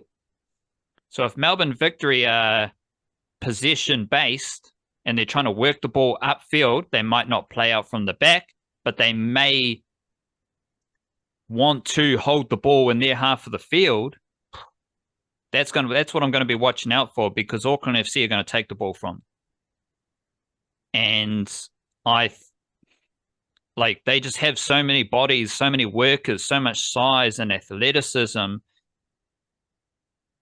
that I don't even think their greatest strength where they have those traits, which is the back line, is going to be as important because they win the ball in the opposition half of the field. So I think the statistical picture that you outlined fits my key thing that I'm watching for, which is winning the ball in the opposition half of the field. I'm curious, how do you rank? It's tricky when we don't have the first 11, but assuming we do have our first 11 with a setup of 4 defenders, 4 midfielders, and 2 attacking players with your 2 wingers, otherwise known as a formation, rank or talk me through the subs that can come on. Because I think number 1 is Moreno, and he's probably going to come on for Francois. Then we have Gallios and Howison, who are both central midfielders who can cover different positions within that midfield bubble. And then I wrote down Callan Elliott, but I think Randall, some combination of Randall, Gillian, and who's the other guy? Luatume. Those dudes could get on the field if it's we need to chase the game a bit. But then Callan Elliott can also come on the field if we need to chase the game, because he's going to be working hard up the right-hand side of the field. So I guess my ranking of the subs is to focus on 3 subs: Moreno, Gallios, and Howison. Which could be Moreno, Brimmer, and Howison, depending on which one of Gallegos and Brimmer starts. Because you can have, unless it's different for the finals, you can have 7 substitutes and you can use 5 of them in 3 different windows. And lots of numbers there. Michael Veld will be one of them, obviously, as the backup goalkeeper. Who'd we say? Moreno will be there, Howison will be there, Tommy Smith will be there, whichever other midfielder, let's say Gallegos then, will be there. That leaves you 2 more. Jesse Randall scored last week. I think he'll be there. And I suspect it would be Callan Elliott as the other one. So I don't think you get room for any of the youngsters there, because as far as I know, it's a clean bill of health, unless something's being covered up or hidden. Pretty sure everyone's fit. Pretty sure everyone's available. There is the potential that Max Mata might be on the bench, and you might start with Brimmer and Gallegos as well. There is that option of Brimmer just playing a little bit further forward, even though I think he has been more effective when he's been deeper. A few things to ponder there with how they might set it up, but one of those guys is a goalkeeper, so they're not going to use him in case of emergency.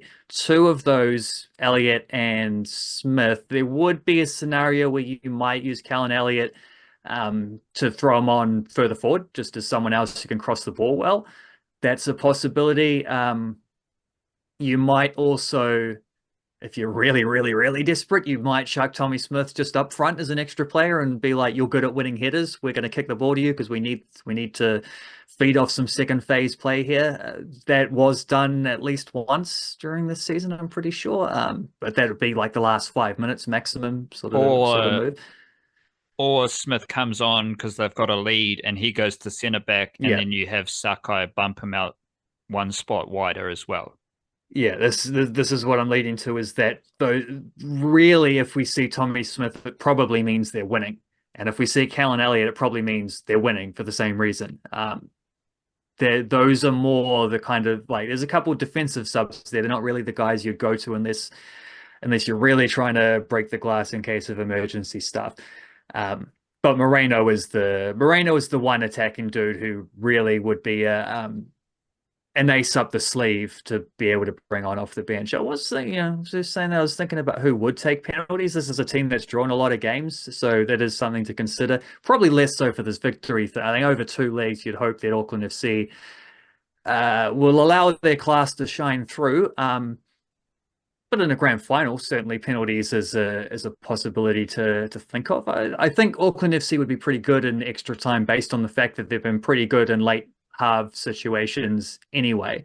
So they are the type of team that would finish quicker, finish stronger, finish sort of more effectively. But I think if you're leaning towards a penalty shootout, I actually think 2 of your top 5 takers would be Hiroki Sakai and Francis de Vries, who are defenders anyway, who you don't really need to sub on penalty takers in that case. Like 2 of them are already going to be there. They're not going to sub those guys off unless they get injured. Guillermo Mai tends to play 90 minutes all the time. He'd take one.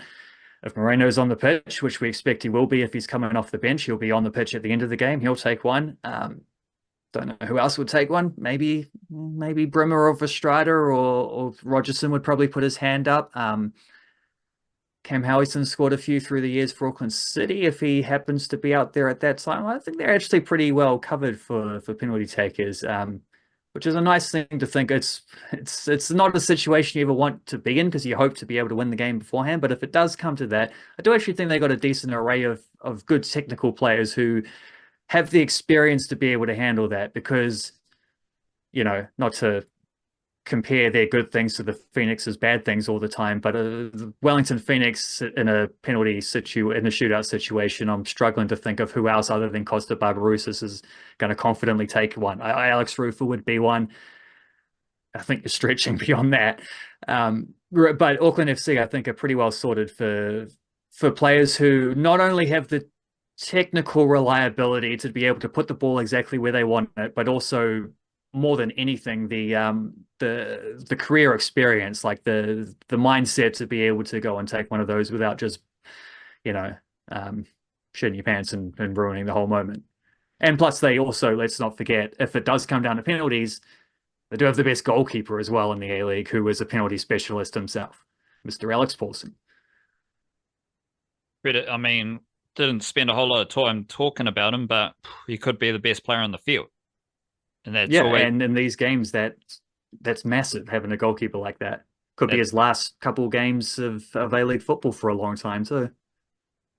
Roll through some Flying Kiwis. Chris Wood, the headline act. Mention Elijah Just. He scored another fabulous goal, bending around a defender. And Callum McCowatt, if you want to get to it. But lead us off with C. Wood, the woodsman, seeing the wood through the forest of Nottingham. Yeah, the Forest of Nottingham, where unfortunately they couldn't quite match the Woodsman's efforts in that one. He scored again, 20th goal of the season, makes him the 52nd, 51st player, something like that. I've got the whole list of them here somewhere in the newsletter for anyone who wants to have a peek. I'll chuck it in Flying Kiwis as well. Nice thought experiment looking at that is to just go through all those names and try to think who is the worst player on this list, because there really isn't one. And which tells you what an incredible achievement it is to be able to score 20 goals in a Premier League season. There's just a list of some of the greatest footballers of the last 30 years, that whole thing. And now Chris Wood is on that list. He's one of them. He's a guy who has done this. He's achieved this feat. You'll also be glad to hear that as am I, and this is not a facetious thing when we joke about Chris Wood's offsides. He's actually pretty good evidence to say that Chris Wood, when he is being called offside more often, is when he's playing better because he's more active. He's challenging that defensive line. He's playing high, close to the goal as he can. He is one offside behind Dominic Calvert-Lewin of Everton and Jamie Vardy of Leicester City with 2 games to go. So he's right there in contention to win the Golden Flag. He's scored 8 headers this season, which is twice as many as any other player. There's a bunch of guys who have scored 4 headers this season. No one scored more than 4 except Chris Wood, who has 8. So 8 of his 20 goals have come with his head. He's one of the top headed goal scorers in the Premier League history. I think he's nudging towards that top 5, or he might even be 5th. He's getting up there. And I had to do a bit of work on this one because I couldn't find it anywhere where there was like the actual stats, only things people who have written about it. I heard it in an interview looking for something else. And then I found a couple other bits of evidence. As far as I can tell, Chris Wood has scored, where are we? Did I get to 14 or did I get to 15? 14 goals against former clubs of his in the Premier League. And that's not just all former clubs, that's specifically just clubs he played for in the Premier League.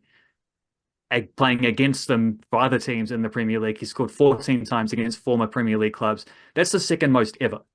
Nicholas Anelka, interestingly, is number 1 with 18 goals against his former Premier League clubs.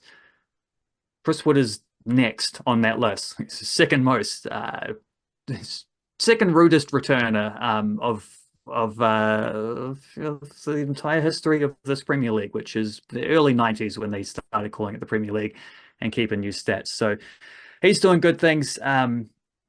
Fortunately, as I say, Champions League thing is I won't say hanging by a thread because they played Chelsea in the last game. So it could easily, if they win their last 2 games, there's a very good chance that Nottingham Forest do finish in the top 5 and get Champions League. But there's, they've slipped up a little bit lately. They only drew against the relegated Leicester City on the weekend. That wasn't ideal for them, but that draw does guarantee them European football. So if they don't make Champions League, they're at least going to get Conference, if not Europa League. Like they're definitely playing in Europe next season, and that's going to mean they need a bigger squad, and they have transfer restrictions for the FFDP stuff, so they can't go spending a whole lot of money on everyone else. That's a very good thing for Tyler Bindon, and it might even be a good thing for Marko Stamenic hanging around as well. It's gonna give them a better chance of staying in the first team because of Nottingham Forest's European excursions. Take us through Elijah Just, Callum McCowatt, and any other notable Flying Kiwis from around the world over the past week or so. Yeah, well, Callum McCowatt might be the form dude of all of them right now because he is just like every game he gets a goal or an assist. And the other day they had the second leg of their cup semi-final in Denmark, playing for Silkeborg against Brøndby.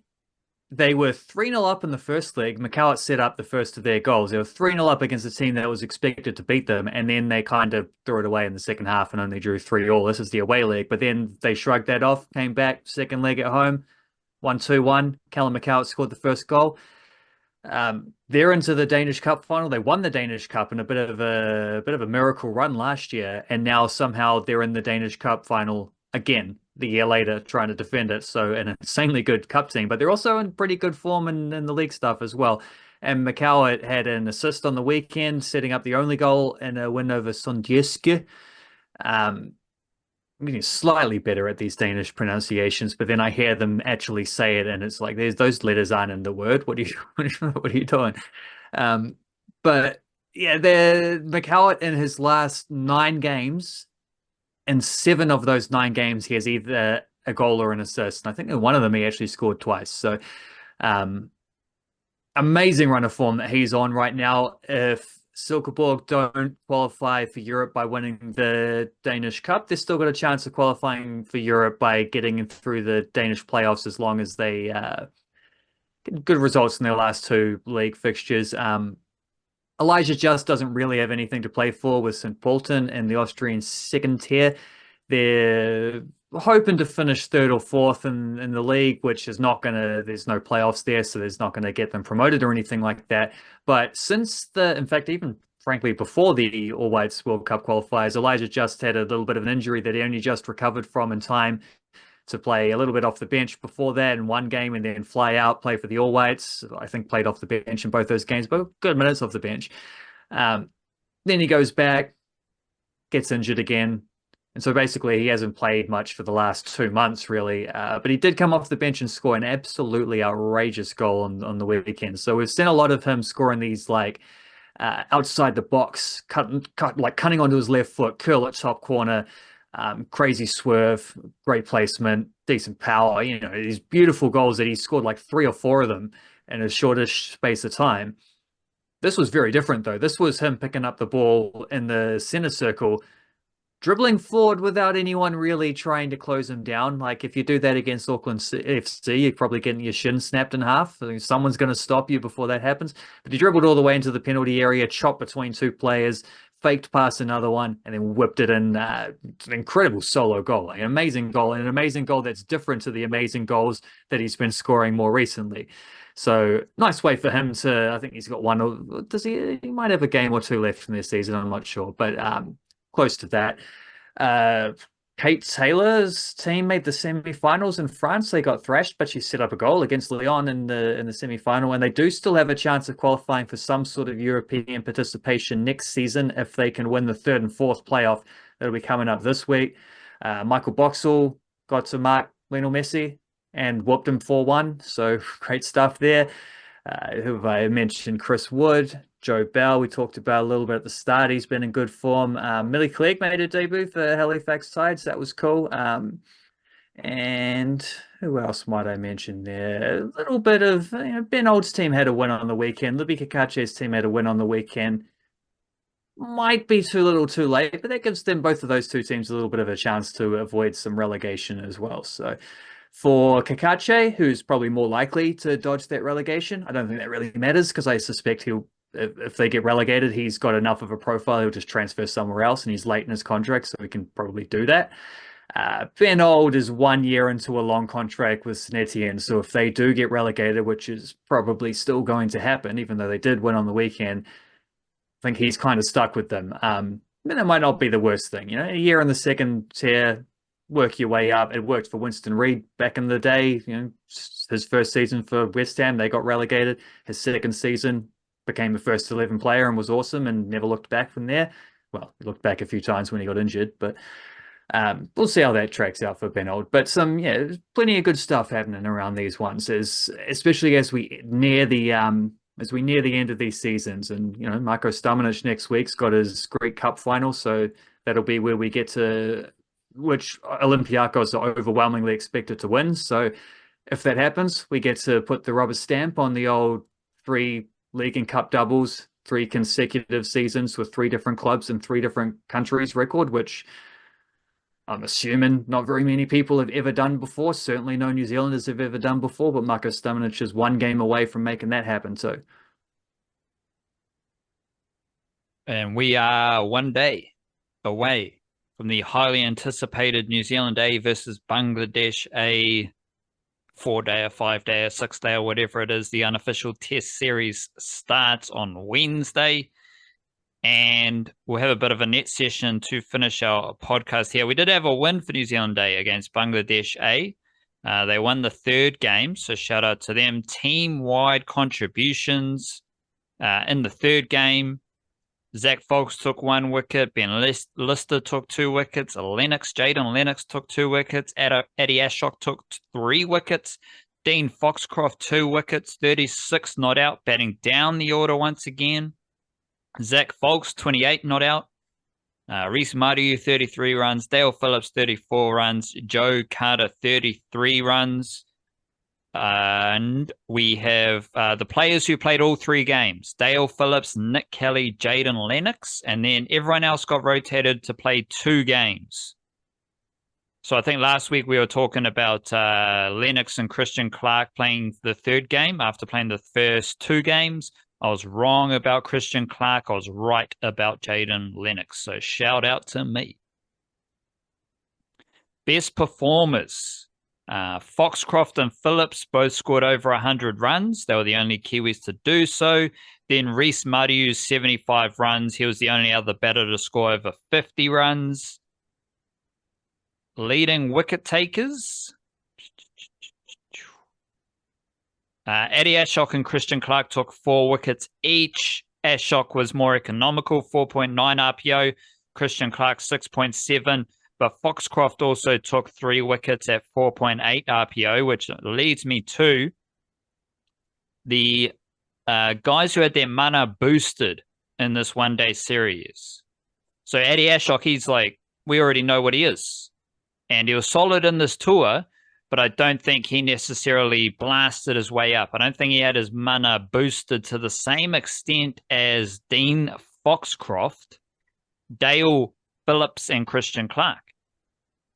Foxcroft, I found it very interesting batting down the order. Highly effective with bat and ball. He had scores of 72 and 36 not out. And he third for the most overs. And he's taking, he finished the season pretty well with 450 plus scores in his last 10 games. And he's got at least 1 wicket in each of his last 6 innings bowled. He's 27 years old, playing for Otago. He's already played a few games for New Zealand, 6 games across the formats for the Black Caps. The thing I found most interesting is that him batting down the order in this New Zealand A team, I think it's the most realistic position for him for the Black Caps. Like, it's one of those things where, like, you're the best basketball player in your town, but you're going to be shooting 3-pointers and defending when you're playing professional basketball. You're the best rugby league player in your town, in your team, but the NRL, you're probably going to be playing 20 minutes off the bench. Foxcroft, I think, can, of course, he can bat in the top 5 and offer spin bowling, but I think, like, I mean, I don't have Kane Williamson in my T20 first 11 right now to show how stacked that batting unit is in the T20 team as well as the ODIs and Test, because you can add Kane Williamson to it for the Test team. And you last week you told us that Kane Williamson, you reckon he's going to be playing in Zimbabwe, which got me pretty excited. But I believe Dean Foxcroft, his best avenue to Black Caps selection again is as a all-rounder. I think he's a very good batter. And he had a strike rate over 100 in this series, which was very impressive. Him and Phillips both had strike rates over 100. So they scored over 100 runs with strike rates over 100. Very impressive from those two.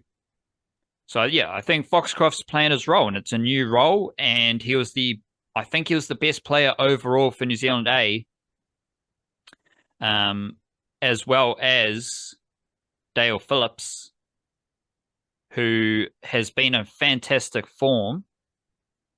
Last 10 games, he's got scores of 48, 58, 39, 36, 29, 39, 52, 8, 28, 20, 15, 0, 79, 34. He had scores of 0, 79, and 34 in this series. The way I think about Dale Phillips is that he is a more orthodox Glenn Phillips. And very attractive batter who is, his best format's actually the longest format with bat and ball. So that sets up the next phase of the series. But he opened the batting in all 3 games, I think, as well. So that's a notable selection and job done for Dale Phillips. Then we have Christian Clark, who had a score of 39 not out at a strike rate of 108. And he also took 2 wickets in both of his games. And he is coming off a season where he won the Plunket Shield with Northern Districts. And he's actually a better bowler in the one-day and T20 formats. I'm not sure how much he's going to play in the next phase of this tour, but he was tied with Ashok for the most wickets, and another emerging seamer on the rise because there were only 3 seamers who bowled decent overs in this one-day portion. Christian Clark, 15 overs. Ben Lister, 14 overs. Zach Folks, 19 overs. Lister took 2 wickets at 44. Folks took 2 wickets at 54. Clark took 4 wickets at an average of 25. So he made the most of his series, and considering that he was, I believe, the least known player in the squad, I think he did pretty well. I don't think he's like next up for the Black Caps because there's a lot of seam bowling depth, and like guys like Lister and Folks have already played for the Black Caps, but he is someone to watch out for. Very good batter as well. Like he averages 20-something, 22.6 in first class batting, and since the start of the second stanza of Plunkett Shield, Clark has scores of 48, 32, 23, 15, 12, 21, 0, 39 not out. So there's only one score below 10 there for a dude who's batting down the order. So I like Christian Clark's all-round talent. And if he can develop into a very efficient domestic season next summer, I think he's going to be on the Black Caps radar at some point next season or at the end of the season. We also had a century for Tom Latham against Nathan Smith and Surrey. And that was the only really major thing that happened in county championship cricket. No Matt Henry yet, but I think he's there or thereabouts. Ben Sears didn't play. Jacob Duffy didn't play. Brad Hampton didn't play. And I don't think Van Beek or Tickner played either. So it was just kind of Tom Latham versus Nathan Smith. Bit of Henry Nichols as well. Henry Nichols just loves a 30-odd. Let me check his He always scores. has. I think he's in form then. He's doing his best. His last, so his scores in county championship, 42, 25, 32, 34. Which is part of, what do we have? His last 6 games, he's scored 20 plus. Now I actually think like if you're scoring consistently 20 plus, 10 plus for the bowlers, that's solid. That's just solid batting. Henry Nichols has scored between 20 and 45 in those 6 innings. So he doesn't have the big one, but he's all right. But remember, back in domestic cricket, so his last 10 games are split nicely here. Those, so his last 5 games and 6 innings or 7 innings, a lot of 20-plus scores, but then the 5 games before that, he had scores of 103 not out, 52, 52, 71, 171 not out, 67. So shows you the tiers of cricket there. But he's one of the best batters for Worcestershire at the moment with that consistent 20-plus scores. Is Tom Latham on a similar trajectory? Like, what's his recent work been? Because he's had a little bit of a down year or two for the Black Caps in the Test level. But I'm pretty sure I know he's also someone who pops up in Plunkett Shield every now and then and just gets a massive score in a hurry. And apparently he does that in county cricket as well, who's big handy on the weekend. Is he doing similar work to Henry Nichols there? Well, his last 10 games are all the ODIs because he's too good. Yeah, I guess it's skewed there, isn't it? He's too good. He's playing too much cricket. But his last 10 games, he's got 2 centuries, 118 not out, 184, and he's got 2 50s there as part of that ODI wave, 56 and 55. To your point, Tom Latham,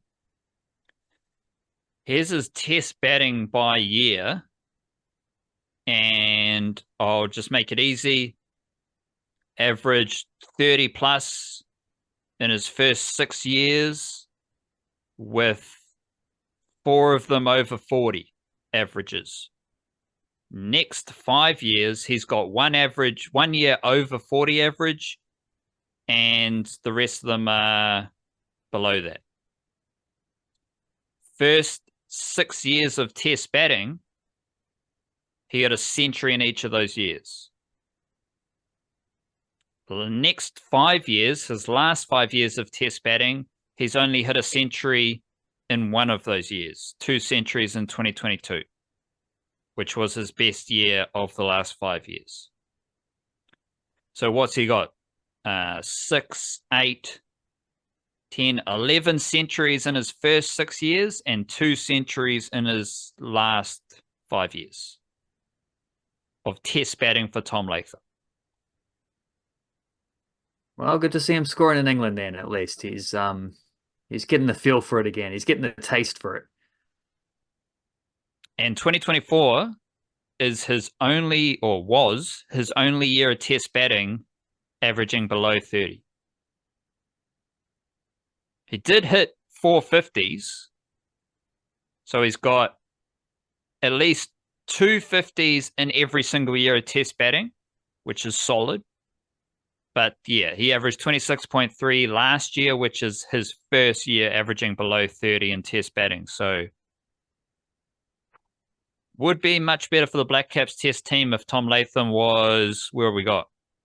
2018, averaging 59.8, 2019, averaging 50, 5 centuries combined in those 2 years, 3 other 50s. Would be nice if Tommy Latham was in that patch, which could go back to 2017 as well, because he averaged 45.6 there. So we got 3 years averaging 45 or higher, 6 centuries, 5 50s. Can that version of Tommy Latham come back to the Test team, please?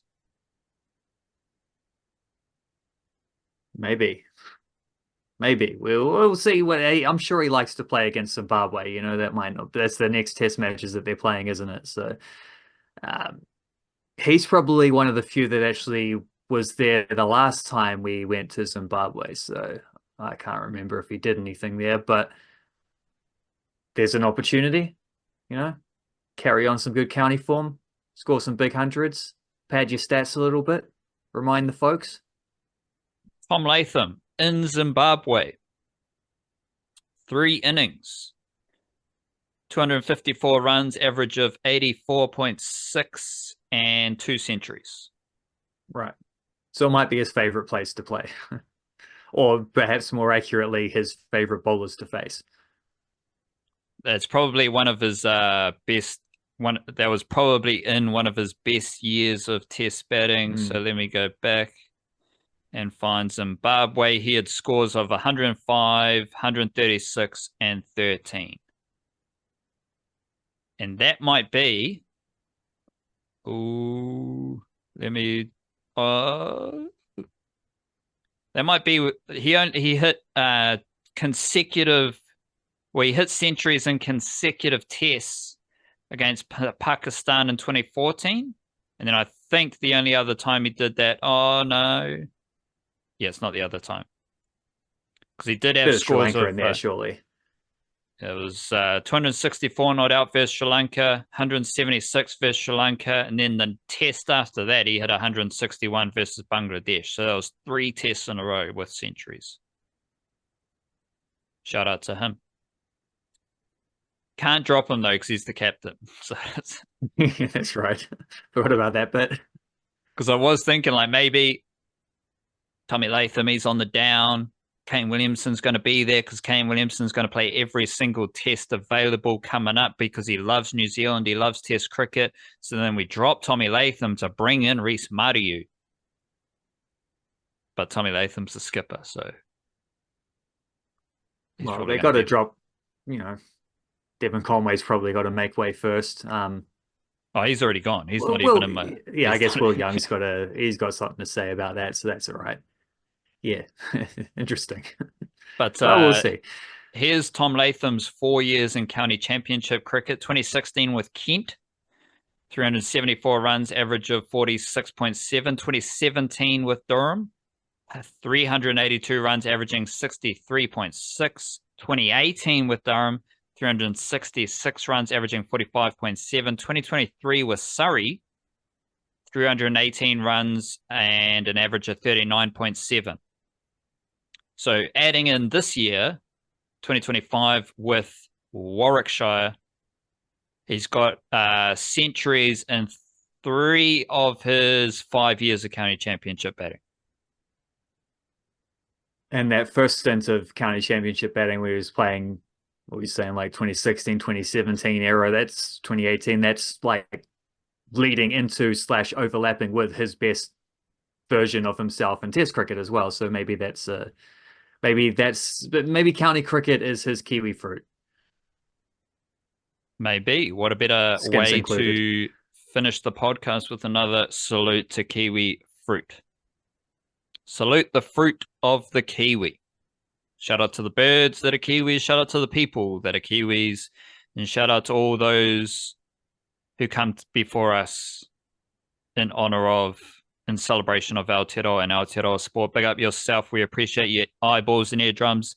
Hope you're doing well. Do your best. Have a crack. And make sure that you laugh at yourself. Kia kaha, stay beautiful. Church.